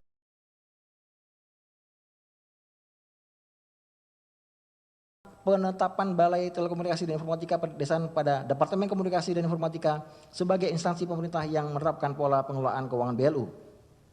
Bahwa benar, pada Agustus 2017, Menteri Komunikasi dan Informatika mencanangkan nama baru bagi BP3TI menjadi Badan Aksesibilitas Komunikasi dan Informasi atau BAKTI. Kemudian pada tahun 2018, Menteri Komunikasi dan Informatika menerbitkan Peraturan Menteri Komunikasi dan Informatika Republik Indonesia Nomor 3 Tahun 2018 tanggal 23 Mei 2018 tentang organisasi dan tata kerja Badan Aksesibilitas Komunikasi dan Informasi yang isinya menetapkan perubahan nomenklatur struktur organisasi dan tata kerja BP3TI menjadi BAKTI. Bahwa benar, pedoman yang diperlukan dalam kebijakan pengadaan barang atau jasa unit koordinasi non-eselon di lingkungan Kementerian Komunikasi dan Informatika yang menerapkan pola pengelolaan keuangan barang lain umum atau BLU asal tidak bertentangan dengan pengadaan barang jasa pemerintah yang lebih tinggi, yaitu Perpres nomor 16 tahun 2018 dan sepanjang penggunaannya efektif dan efisien. Bahwa benar, dalam tata kelola keuangan negara, BAKTI dan sebagai BLU yang menggunakan secara langsung seluruh penerimaan yang diterimanya dan mengelolanya dalam anggaran BLU sesuai ketentuan. Oleh karena itu, pola mekanisme penggunaan alokasi dananya harus mengikuti pola sistem anggaran negara APBN, yakni dengan mekanisme check and balance, sehingga pengujian atau verifikasi dapat dilakukan dengan baik. Bahwa benar, BAKTI sebagai BLU berdasarkan keputusan Menteri Keuangan nomor 413 dan seterusnya tentang penetapan BAKTI pada Kementerian Komunikasi dan Informatika sebagai instansi pemerintah yang menerapkan pengelolaan keuangan BLU umum, namun pedoman pelaksanaan operasional tetap mengikuti prinsip dan mekanisme sebagaimana diatur di dalam Undang-Undang Nomor 17 Tahun 2003 tentang Keuangan Negara, Undang-Undang Nomor 1 Tahun 2004 tentang Perbendaharaan Negara, Undang-Undang Nomor 15 Tahun 2004 tentang Pemeriksaan Pengelolaan dan Tanggung Jawab Keuangan Negara. Bahwa benar terjadi perbuatan melawan hukum dalam pelaksanaan pekerjaan penyediaan infrastruktur BTS 4G dan infrastruktur pendukung paket 1, 2, 3, 4, dan 5 pada BAKTI, Kementerian Komunikasi dan Informatika Kemkominfo tahun 2020 sampai dengan 2022 sejak tahap perencanaan hingga tahap pelaksanaan pekerjaan telah dilaksanakan dengan cara yang bertentangan dengan peraturan perundang-undangan yang berlaku telah mengakibatkan kerugian keuangan negara sebesar 8 triliun 32 miliar 84 juta 133.795 rupiah 51 sen sesuai dengan laporan hasil audit penghitungan kerugian keuangan negara dari Badan Pengawasan Keuangan dan Pembangunan Republik Indonesia BPKP nomor P03-319-SP-319-D5-02-2023 tanggal 6 April 2023 dengan perincian sebagaimana terlampir dalam surat tuntutan pidana halaman 2907. Berdasarkan uraian tersebut di atas, masyarakat umum berpendapat bahwa unsur yang merugikan keuangan negara telah terpenuhi secara sah dan menyatakan menurut hukum. Yang mulia.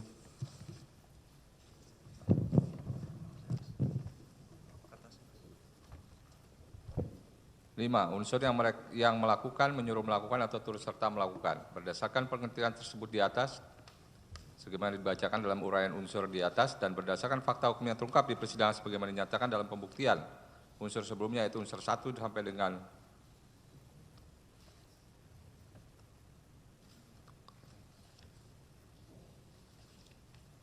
di atas secara mutatis mutandis menjadi pertimbangan pembuktian unsur kelima ini, penuntut umum telah berkeyakinan berdasarkan alat bukti yang sah maka perbuatan terdakwa telah memenuhi kualifikasi melakukan turut serta melakukan tindak pidana sehingga terwujudnya delik. Bahwa berdasarkan uraian seluruh fakta-fakta hukum dalam pembuktian unsur sebelumnya yaitu unsur 1 sampai dengan ke-4 telah terbukti adanya niat atau mens rea antara terdakwa Anang Ahmad Latif bersama dengan Joni Gerard Plate,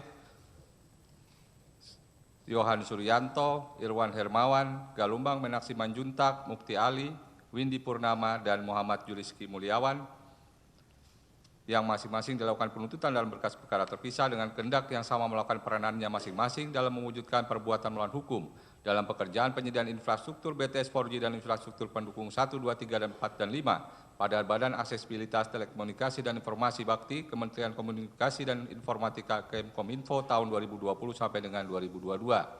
Sejak tahap perencanaan hingga tahap pelaksanaan pekerjaan telah dilaksanakan dengan cara yang bertentangan dengan peraturan perundang-undangan yang berlaku, telah mengakibatkan kerugian keuangan negara sebesar 8.034.084.133.795 rupiah 51 sen. Sesuai dengan laporan hasil audit penghitungan kerugian keuangan negara dari Badan Pengawasan Keuangan dan Pembangunan Republik Indonesia nomor P0303SR SP-Data-319-02-2023 tanggal 6 April 2023 dan juga telah memperkaya terdakwa Anang Ahmad Latif, Joni Gerard Plate, Yohan Suryanto, Irwan Hermawan Galumbang Menak Simanjuntak, Mukti Ali, Windy Purnama, Muhammad Yusriski Mulyawan, Konsorsium Fiber Home PT Telkom Infra, PT Multi Transdata untuk paket 1 dan 2, Konsorsium Lintas Arta, Huawei dan SEI untuk paket 3, dan Konsorsium IBS dan ZTE paket 4, 5, mendapatkan sejumlah uang dan fasilitas terkait tindak pidana korupsi tersebut. Dengan demikian unsur yang melakukan turut serta melakukan telah terbukti secara sah dan meyakinkan menurut hukum. Oleh karena dakwaan ke-1 primer pasal 2 ayat 1 jungto pasal 18 Undang-Undang Nomor 31 Tahun 99 sebagaimana telah diubah dengan Undang-Undang Nomor 20 Tahun 2001 tentang perubahan atas Undang-Undang Nomor 31 Tahun 99 tentang pemberantasan tindak pidana korupsi, jungto pasal 55 ayat 1 ke 1 KUHP telah terbukti secara sah dan meyakinkan menurut hukum, maka kami tidak perlu lagi membuktikan dakwaan ke-1 subsidiar. Dan selanjutnya kami akan membuktikan dakwaan kedua primer yaitu pasal 3 Undang-Undang Nomor 8 Tahun 2010 tentang pencegahan dan pemberantasan tindak pidana pencucian uang. Dengan unsur-unsur pasal adalah sebagai berikut. 1. Unsur setiap orang. 2. Unsur telah menempatkan, mentransfer, mengalihkan, membelanjakan, membayarkan, menghibahkan, menitipkan, membawa ke luar negeri, mengubah bentuk, menukarkan dengan mata uang atau surat berharga atau perbuatan lain. 3. Atas harta kekayaan diketahuinya atau patut diduganya merupakan hasil tindak pidana korupsi. Unsur setiap orang bahwa telah kami uraikan dalam bacakan dalam pembuktian dakwaan ke-1 primer sehingga terdakwa terhadap unsur setiap orang pada dakwaan ke-1 primer tidak perlu kami uraikan dan bacakan lagi dan dianggap dibacakan sebagaimana tertuang dalam surat tuntutan ini dan unsur telah terpenuhi terbukti secara sah dan meyakinkan menurut hukum. 2. Unsur telah menempatkan, mentransfer, mengalihkan, membelanjakan, membayarkan, menghibahkan, menitipkan, membawa ke luar negeri, mengubah bentuk, menukarkan dengan mata uang atau surat berharga atau perbuatan lain.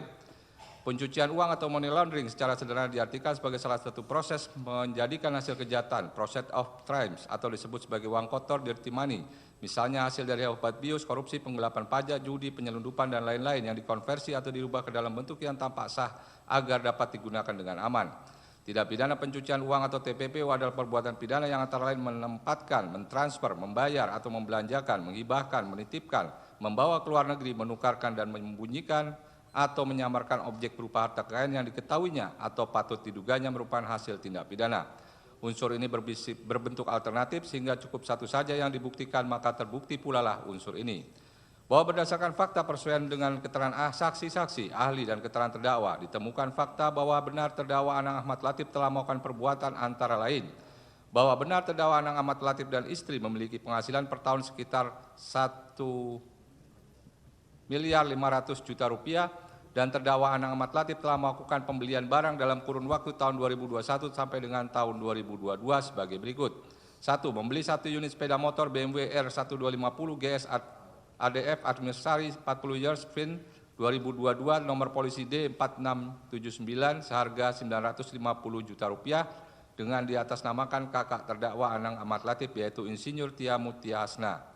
2. Tambahan beli 1 unit rumah di Tatar Sepati Rasmi, Kota Baru, Parahyangan, Bandung, senilai 6.711.204.300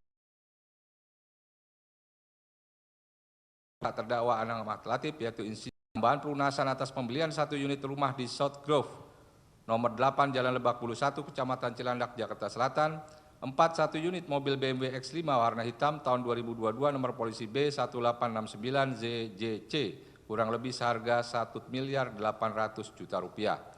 Berdasarkan uraian tersebut di atas maka unsur telah menempatkan, mentransfer, mengalihkan, membelanjakan, membayarkan, menghibahkan, menitipkan, membayar ke luar negeri, membawa ke luar negeri, mengubah bentuk, menukarkan dengan mata uang atau surat berharga atau perbuatan lain telah terbukti secara sah dan meyakinkan menurut hukum.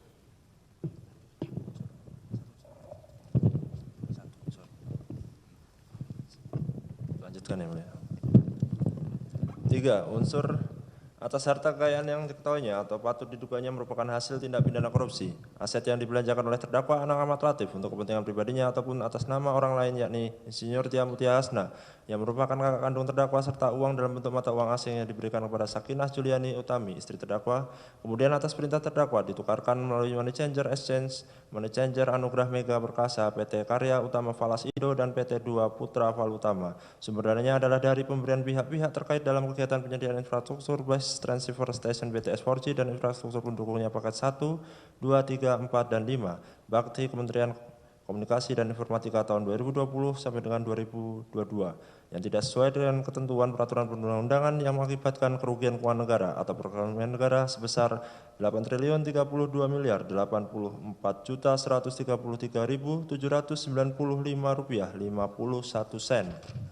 Bahwa terdakwa Anang Ahmad Latif memperoleh uang sebesar 3 miliar rupiah merupakan uang yang dikumpulkan oleh Irwan Hermawan dari pihak konsorsium penyedia barang serta para subkontraktor yang mengerjakan BTS 4G serta uang sebesar 2 miliar rupiah yang diperoleh dari Jimmy Suciawan selaku pihak subkontraktor Fiber Home paket 1 dan paket 2 dalam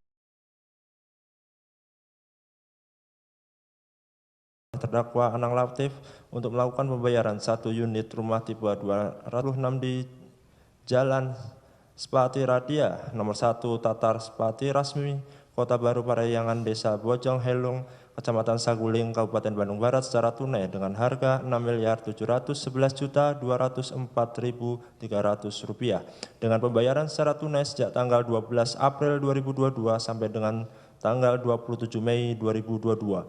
Sedangkan terhadap pembelian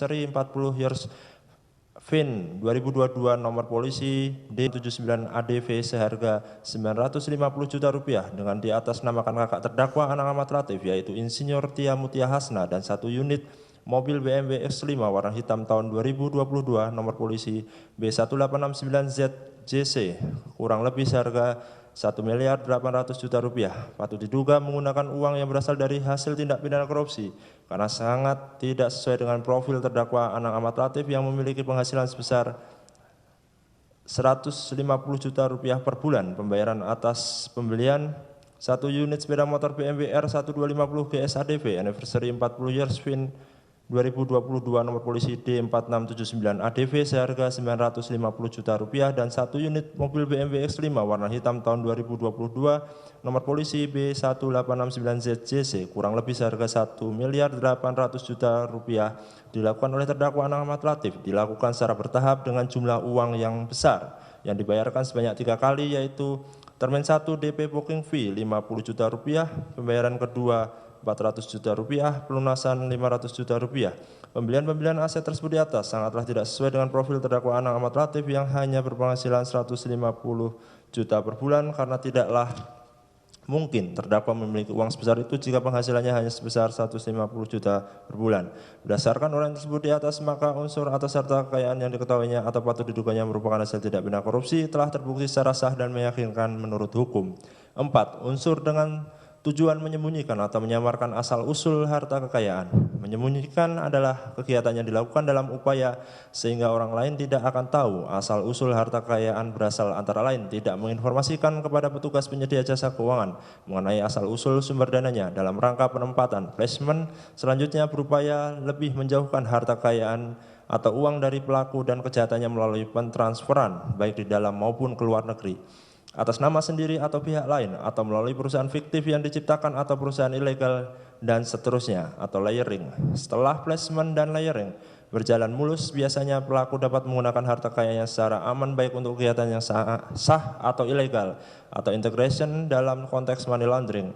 Ketika tahapan tidak harus semua dilalui, ada kalanya hanya cukup pada tahapan placement, layering atau placement langsung ke integration. Sedangkan pengertian menyamarkan antara lain adalah perbuatan mencampur uang haram dengan uang halal agar uang haram nampak seolah-olah berasal dari kegiatan yang sah, menukarkan uang haram dengan mata uang lainnya dan sebagainya. Berdasarkan fakta persidangan sesuai keterangan saksi-saksi, ahli, dan keterangan terdakwa ditemukan fakta bahwa terdakwa Anang Ahmad Latif telah melakukan pembelian barang-barang dalam kurun waktu 2021 sampai dengan 2022 sebagai berikut. 1A. Membeli 1 unit sepeda motor BMW R1250 GS ADV Anniversary 40 years VIN 2022 nomor polisi D4679 ADV seharga 950 juta rupiah dengan diatasnamakan kakak terdakwa Anang Ahmad Latif yaitu Insinyur Tia Mustia Hasna. B. Tambahan beli 1 unit rumah di Tatar Spati Rasmi, Kota Baru, Parahyangan, Bandung senilai 6.711.204.300 rupiah dengan diatasnamakan kakak terdakwa Anang Ahmad Latif yaitu Insinyur Tia Mustia Hasna. C. Tambahan pelunasan atas pembelian 1 unit rumah di South Grove, nomor 8 Jalan Lebak Bulus 1, Kecamatan Cilandak, Jakarta Selatan. D. 1 unit mobil BMW X5 warna hitam tahun 2022 nomor polisi B1869ZJC kurang lebih seharga 1.800.000.000 rupiah. Berdasarkan uraian tersebut di atas, maka unsur dengan tujuan menyembunyikan atau menyamarkan asal-usul harta kekayaan telah terbukti secara sah dan meyakinkan menurut hukum. Dengan demikian, dakwaan kedua primer yaitu pasal 3 Undang-Undang Republik Indonesia nomor 8 tahun 2010 tentang pencegahan dan pemberantasan tindak pidana pencucian uang telah terbukti secara sah dan meyakinkan menurut hukum. Dengan demikian penuntut umum berpendapat dakwaan ke-1 primer pasal 2 ayat 1 junto pasal 18 Undang-Undang nomor 31 tahun 99 sebagaimana telah diubah dengan Undang-Undang nomor 20 tahun 2001 tentang perubahan atas Undang-Undang nomor 31 tahun 1999 tentang pemberantasan tindak pidana korupsi, junto pasal 55 ayat 1 ke 1 KUHP dan dakwaan kedua primer, yaitu pasal 3 Undang-Undang Republik Indonesia nomor 8 tahun 2010 tentang pencegahan dan pemberantasan tindak pidana pencucian uang telah terbukti secara sah dan meyakinkan menurut hukum. 8 Romawi terkait analisa uang pengganti dan barang bukti. Majelis Hakim yang mulia, tim penasihat hukum yang terhormat, sidang pengadilan yang kami muliakan, bahwa oleh karena dakwaan primer penuntut umum yang telah dapat dibuktikan secara sah dan meyakinkan menurut hukum juga memuat pasal 18 Undang-Undang nomor 31 tahun 1999 tentang pemberantasan tindak pidana korupsi sebagaimana telah diubah dengan Undang-Undang nomor 20 tahun 2001 tentang perubahan atas Undang-Undang nomor 31 tahun 1999 tentang pemberantasan tindak pidana korupsi yang mengatur tentang ketentuan hukuman pidana tambahan, maka penuntut umum akan mengulas apakah pidana tambahan tersebut dapat dibebankan kepada terdakwa Anang Ahmad Latif. Bahwa sebelum masuk kepada kesimpulan dalam surat tuntutan perkara akuo, kami penuntut umum akan mempertimbangkan mengenai uang pengganti dan perampasan aset atau harta kekayaan milik terdakwa Anang Ahmad Latif yang diduga berasal dari hasil tindak pidana korupsi dan tindak pidana pencucian uang. Bahwa dalam dakwaan perkara tindak pidana korupsi kami mendakwakan pasal 18 sebagai pemindanaan tambahan berupa uang pengganti. Bahwa dalam perkara akuo penuntut umum juga telah membuktikan unsur kesalahan dan pertanggungjawaban terdakwa mengingat asas hukum pidana tiada pidana tanpa kesalahan sebagaimana termaktub dalam pasal 5 ayat 1 Undang-Undang RI nomor 48 tahun 2009 tentang kekuasaan kehakiman menyebutkan tidak seorang pun dapat dijatuhi pidana kecuali apabila pengadilan karena alat pembuktian yang sah menurut undang-undang mendapat keyakinan bahwa seseorang yang dianggap bertanggung jawab telah bersalah atas perbuatan yang didakwakan atas dirinya.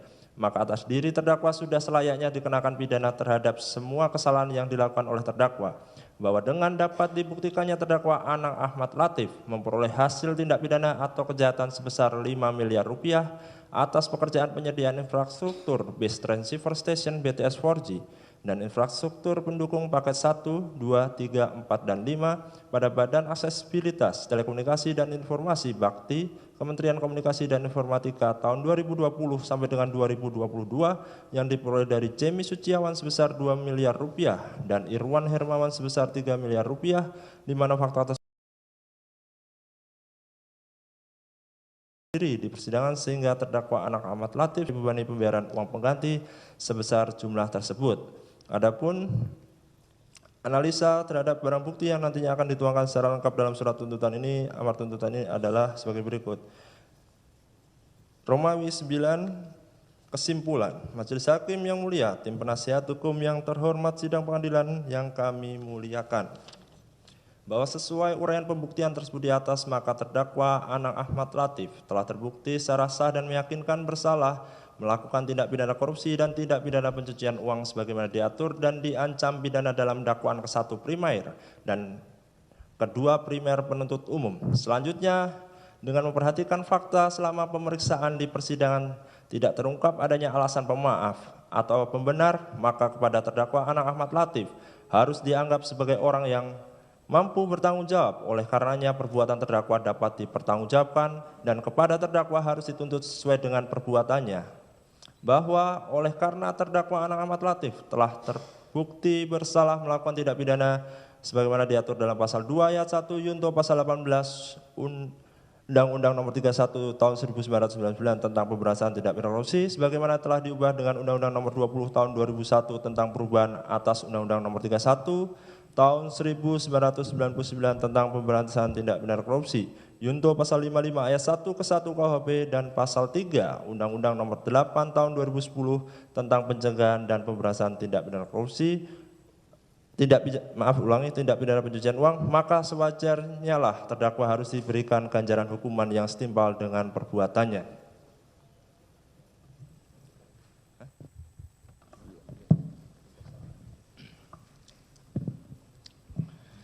Berdasarkan uraian-uraian yang telah kami kemukakan, serta dengan memperhatikan ketentuan perundang-undangan yang berkenaan dengan perkara ini, kami penuntut umum dalam perkara ini menuntut.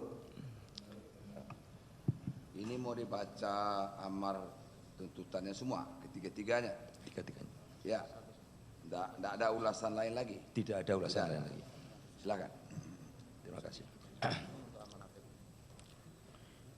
Menuntut supaya Majelis Hakim Pengadilan Tindak Pidana Korupsi pada Pengadilan Negeri Jakarta Pusat yang memeriksa dan mengadili perkara tindak pidana korupsi atas nama terdakwa Anang Ahmad Latif memutuskan: 1. Menyatakan terdakwa Anang Ahmad Latif terbukti secara sah dan meyakinkan bersalah turut serta melakukan tindak pidana korupsi dan tindak pidana pencucian uang sebagaimana dalam dakwaan ke-1 primer pasal 2 ayat 1 Yunto pasal 18 Undang-Undang Nomor 31 Tahun 99 tentang pemberantasan tindak pidana korupsi sebagaimana telah diubah dengan Undang-Undang Nomor 20 Tahun 2001 tentang perubahan atas Undang-Undang Nomor 31 Tahun 99 tentang pemberantasan tindak pidana korupsi Yunto pasal 55 ayat 1 ke 1 KUHP dan dakwaan kedua primer pasal 3 Undang-Undang Nomor 8 Tahun 2010 tentang pencegahan dan pemberantasan tindak pidana pencucian uang. 2. Menjatuhkan pidana terhadap terdakwa Anang Ahmad Latif dengan pidana penjara selama 18 tahun, dikurangkan sepenuhnya dengan lamanya terdakwa ditahan dengan perintah agar terdakwa tetap dilakukan penahanan di rutan. 3. Menghukum terdakwa membayar denda sebesar 1 miliar rupiah dengan ketentuan apabila tidak dibayar diganti dengan pidana kurungan selama 12 bulan. 4. Membebankan terdakwa membayar uang pengganti sebesar 5 miliar rupiah dengan ketentuan jika terdakwa tidak membayar uang pengganti tersebut paling lama 1 bulan sesudah putusan pengadilan telah memperoleh kekuatan hukum tetap, maka harta benda milik terdakwa dapat disita oleh jaksa dan dilelang untuk membayar uang pengganti. Dalam hal terdakwa tidak mempunyai harta benda lagi yang mencukupi untuk membayar uang pengganti, maka terdakwa dijatuhi hukuman penjara selama 9 tahun. Atau apabila terdakwa membayar uang pengganti yang jumlahnya kurang dari seluruh kewajiban membayar uang pengganti, maka jumlah uang pengganti yang dibayarkan tersebut akan diperhitungkan dengan lamanya pidana tambahan berupa pidana penjara sebagai pengganti dari kewajiban membayar uang pengganti. 5. Menyatakan barang bukti berupa barang bukti dalam lampiran 1 surat tuntutan ini nomor urut L1 sampai dengan nomor urut L19.4 dipergunakan dalam perkara atas nama terdakwa Joni Geral Plate. Barang bukti dalam lampiran 1 surat tuntutan ini nomor urut A1 sampai dengan nomor urut CF.1 dipergunakan dalam perkara atas nama terdakwa Joni Geral Plate. Barang bukti dalam lampiran 2 surat tuntutan ini nomor urut 1.1 sampai dengan nomor urut 10.3 dipergunakan dalam perkara atas nama terdakwa Joni Geral Plate. Barang bukti dalam lampiran 2 surat tuntutan ini nomor urut 11.1 sampai dengan nomor urut 11.16 tetap terlampir dalam berkas perkara. Barang bukti dalam lampiran 2 surat tuntutan ini nomor urut 12.1 sampai dengan nomor urut 13.11 dipergunakan dalam perkara atas nama terdakwa Joni Geral Plate. Barang bukti dalam lampiran 2 surat tuntutan ini nomor urut 14.1 sampai dengan nomor urut 14.23 tetap terlampir dalam berkas perkara. Barang bukti dalam lampiran 2 surat tuntutan ini nomor urut 15.1 sampai dengan nomor urut 21.27 dipergunakan dalam perkara atas nama terdakwa Joni Geral Plate. Barang bukti dalam lampiran 2 surat tuntutan ini nomor urut 22.1 sampai dengan nomor urut 22.9 tetap terlampir dalam berkas perkara. Barang bukti dalam lampiran 2 surat tuntutan ini nomor urut 23.1 sampai dengan 44.2 dipergunakan dalam perkara atas nama terdakwa Joni Geral Plate. Barang bukti dalam lampiran 2 surat tuntutan ini nomor urut 1.1 sampai dengan nomor urut 17.1 dipergunakan dalam perkara atas nama terdakwa Joni Geral Plate.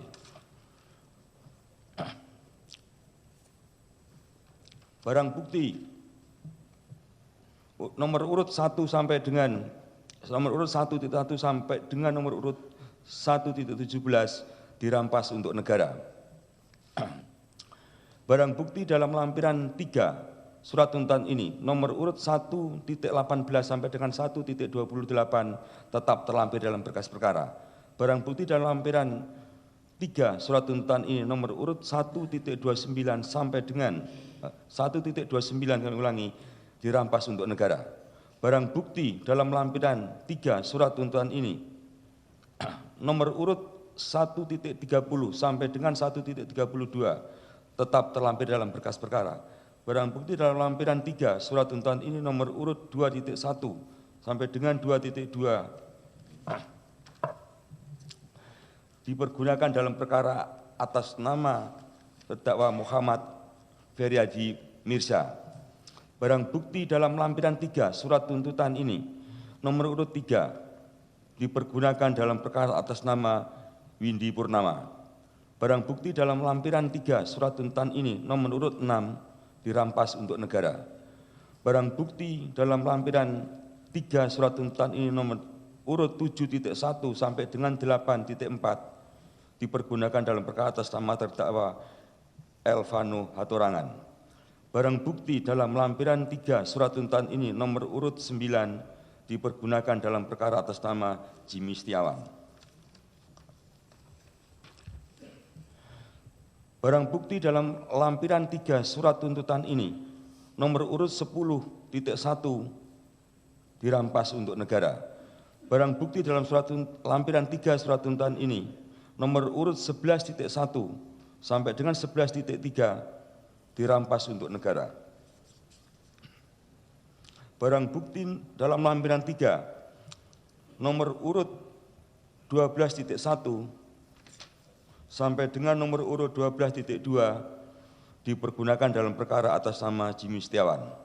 6. Menghukum terdakwa Anang Ahmad Latif membayar biaya perkara sebesar Rp10.000. Demikian surat tuntutan kami bacakan dan serahkan dalam sidang hari ini, Rabu tanggal 25 Oktober 2023, penuntut umum ditandatangani. Lanjut, Pak Joni Geral Plate, silakan.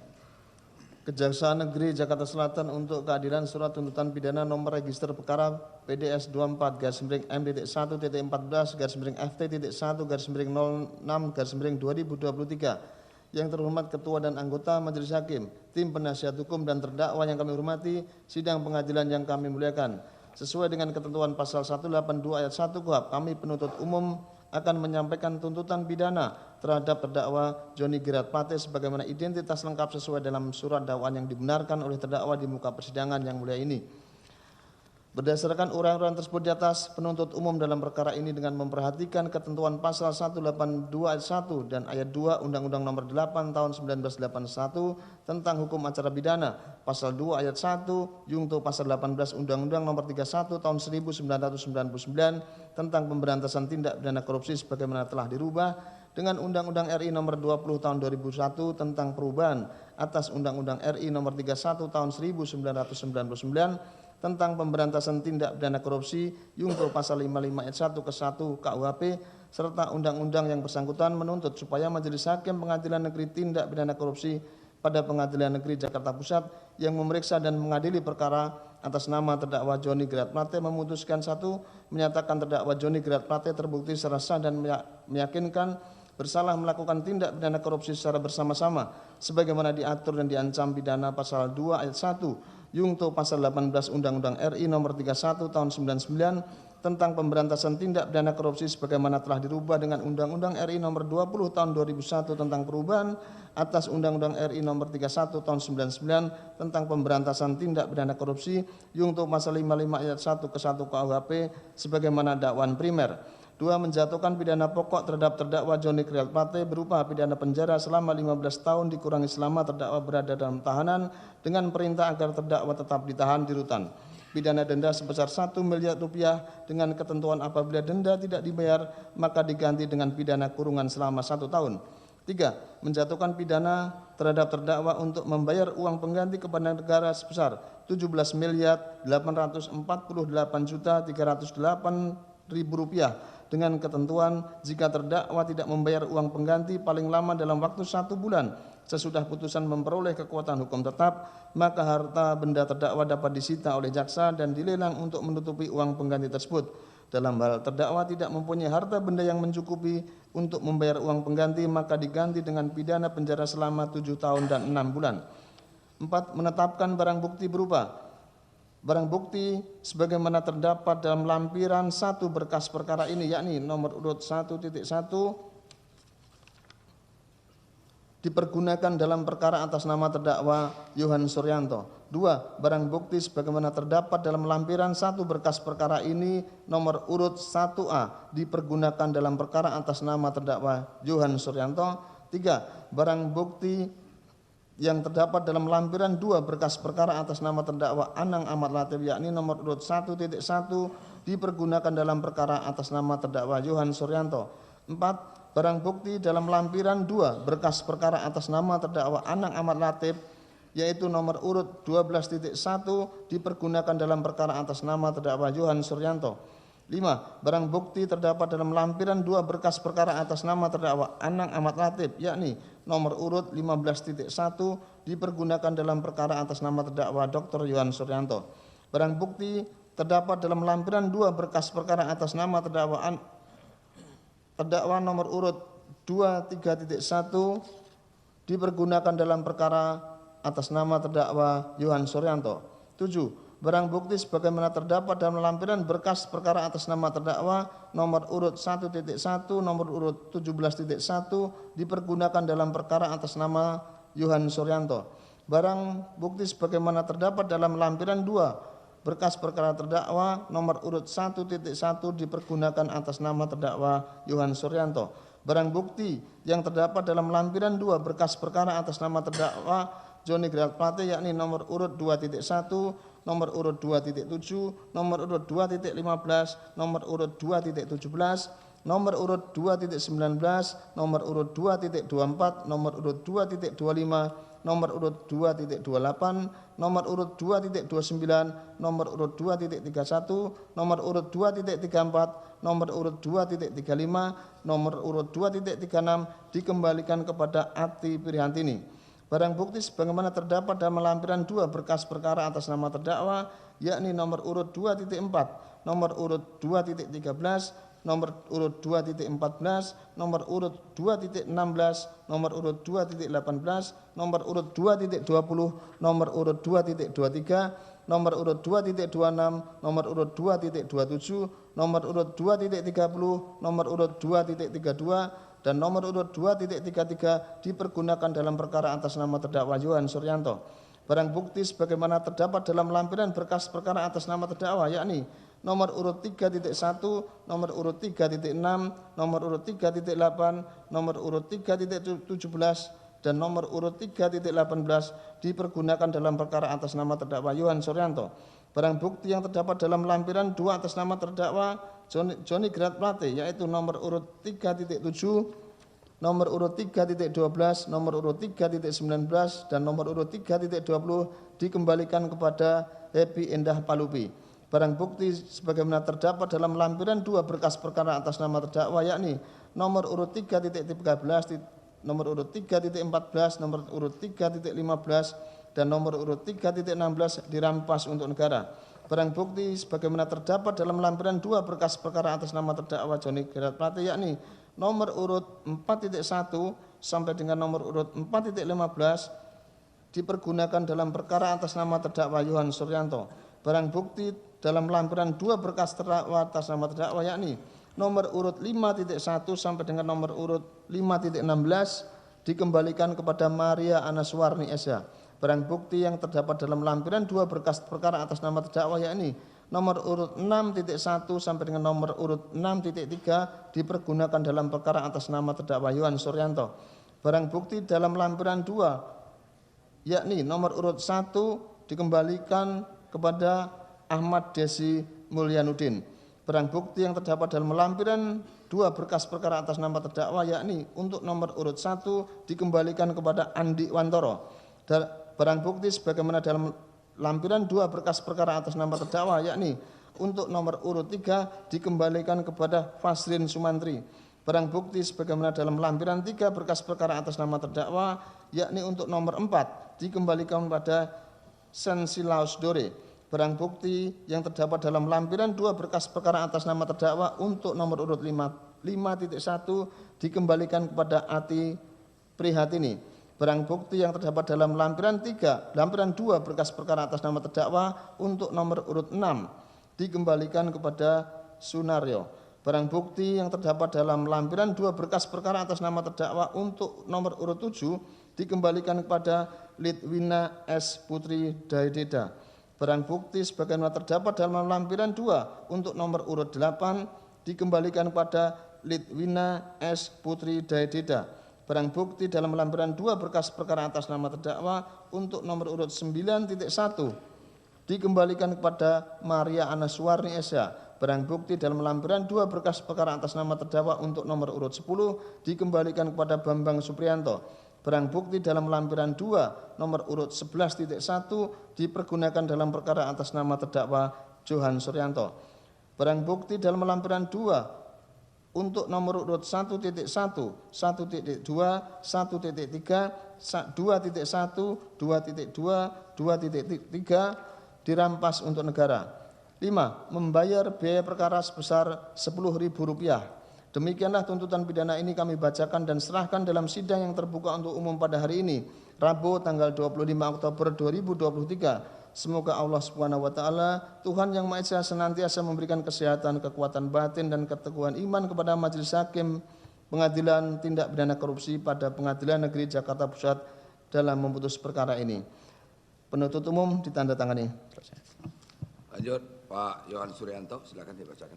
Terima kasih Yang Mulia. Kejaksaan Negeri Jakarta Selatan untuk keadilan surat tuntutan nomor register perkara PDS 18-M.1/FT1.14-FT5/05/2023. Majelis Hakim yang mulia, tim penasihat hukum yang terhormat, sidang pengadilan kami muliakan. Kami penuntut umum dengan perhatikan hasil pemeriksaan sidang perkara tindak pidana korupsi atas nama terdakwa Dr. Yohan Suryanto. Dengan memperhatikan ketentuan perundang-undangan yang berkenaan dengan perkara ini, kami penuntut umum dalam perkara ini menuntut supaya Majelis Hakim Pengadilan Tindak Pidana Korupsi pada Pengadilan Negeri Jakarta Pusat yang memeriksa dan mengadili perkara tindak pidana korupsi atas nama terdakwa Dr. Yohan Suryanto memutuskan: 1. Menyatakan terdakwa Dr. Yohan Suryanto terbukti secara sah dan meyakinkan bersalah turut serta melakukan tindak pidana korupsi sebagaimana diatur dan diancam pidana dalam pasal 2 ayat 1 Yunto pasal 18 Undang-Undang Nomor 31 Tahun 1999 tentang pemberantasan tindak pidana korupsi sebagaimana telah diubah dengan Undang-Undang Nomor 20 Tahun 2001 tentang perubahan atas Undang-Undang Nomor 31 Tahun 1999 tentang pemberantasan tindak pidana korupsi Yunto pasal 55 ayat 1 ke 1 Kitab Undang-Undang Hukum Pidana. sebagaimana tersebut dalam dakwaan primer penuntut umum. 2. Menjatuhkan pidana terhadap Dr. Yohan Suryanto oleh karena itu dengan pidana penjara selama 6 tahun dikurangkan sepenuhnya dengan lamanya terdakwa ditahan dengan perintah agar terdakwa tetap dilakukan penahanan di rutan. 3. Menghukum terdakwa untuk membayar denda sebesar 250 juta rupiah dengan ketentuan apabila tidak dibayar diganti dengan pidana kurungan selama 3 bulan. 4. Membebankan terdakwa untuk membayar uang pengganti sebesar 399.992.400 rupiah dengan ketentuan jika terdakwa tidak membayar uang pengganti tersebut paling lama dalam jangka waktu 1 tahun, paling lama dalam jangka waktu 1 bulan sesudah putusan pengadilan telah memperoleh kekuatan hukum tetap, maka harta benda milik terdakwa dapat disita oleh jaksa dan dilelang untuk membayar uang pengganti. Dalam hal terdakwa tidak mempunyai harta benda yang mencukupi untuk membayar uang pengganti, maka terdakwa dijatuhi hukuman penjara selama 3 tahun, atau apabila terpidana membayar uang pengganti yang jumlahnya kurang dari seluruh kewajiban membayar uang pengganti, maka jumlah uang pengganti yang dibayarkan tersebut akan diperhitungkan dengan lamanya pidana tambahan berupa pidana penjara sebagai pengganti dari kewajiban membayar uang pengganti. 5. Menyatakan barang bukti sebagai berikut. 1. Barang bukti sebagaimana terlampir dalam lampiran 1 berkas perkara ini berupa dokumen nomor urut 1.1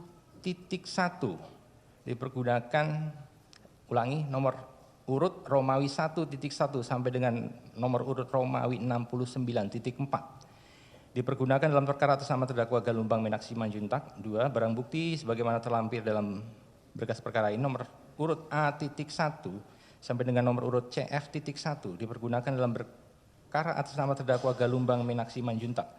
3. Barang bukti sebagaimana terlampir dalam berkas perkara ini nomor urut 1.1 sampai dengan nomor urut 10.3 dipergunakan dalam perkara atas nama terdakwa Galumbang Menak Simanjuntak.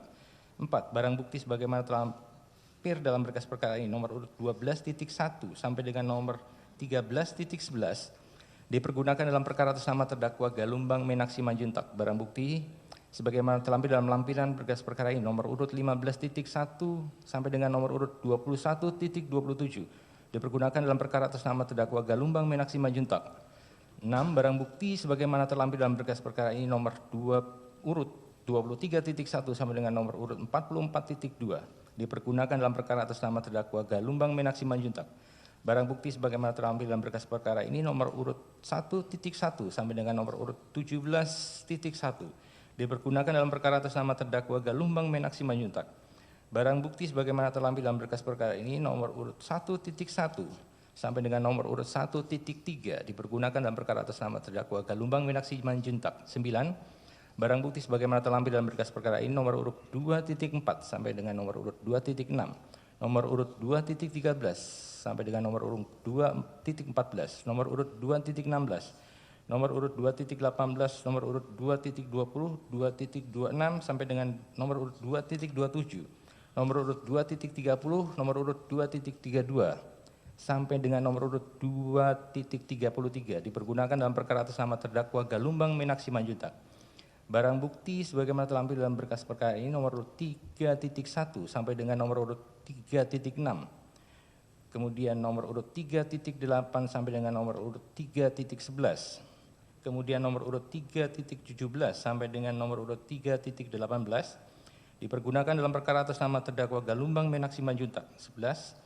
Barang bukti sebagaimana terdapat dalam lampiran 2 berkas perkara nomor urut 4.1 sampai dengan nomor urut 4.15 dipergunakan dalam perkara atas nama terdakwa Galumbang Menak Simanjuntak. 12. Barang bukti sebagaimana terlampir dalam berkas perkara ini nomor urut 6.1 sampai dengan nomor urut 6.3 dipergunakan dalam perkara atas nama terdakwa Galumbang Menak Simanjuntak.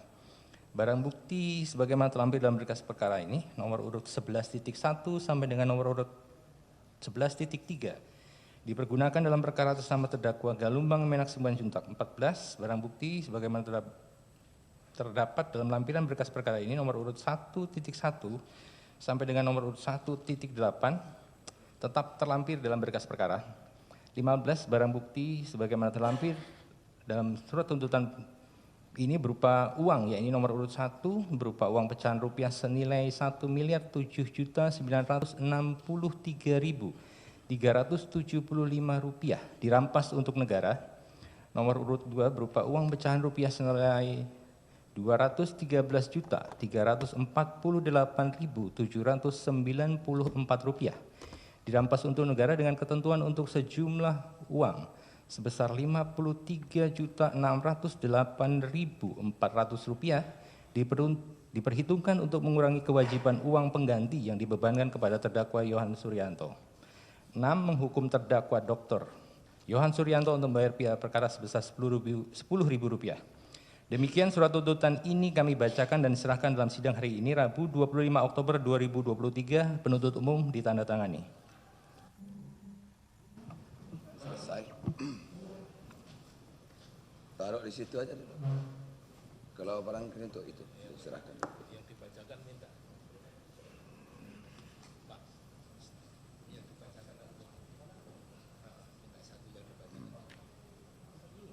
Ya nanti taruh di situ. Tolonglah kan penuntut umum banyak tuh, serahkan. Yang untuk majelis nanti aja pakai troli.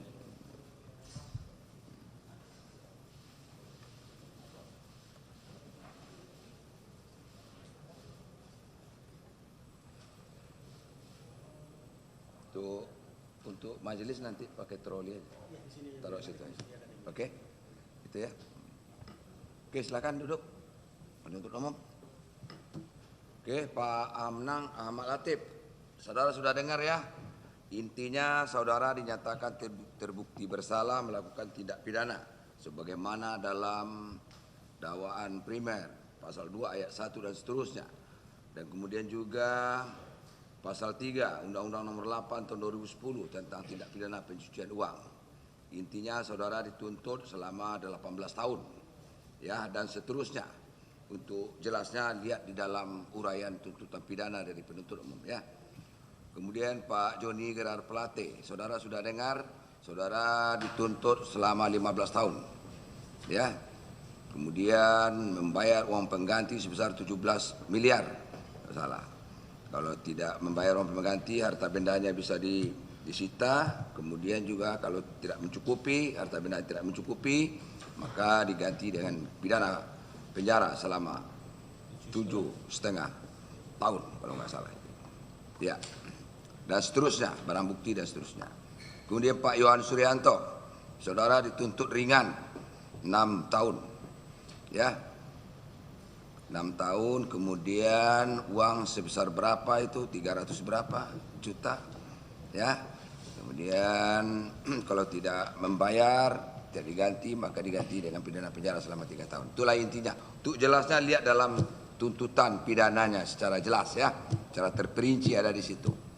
Oke, ini baru tuntutan pidana. Saudara terdakwa dan penasihat hukum terdakwa diberikan hak untuk membela diri, mengajukan pembelaan atau pledoi, ya, diberikan waktu 1 minggu. Pak Anang bisa bikin sendiri, Pak Joni Gerard Plate juga bikin sendiri, Pak Johan juga.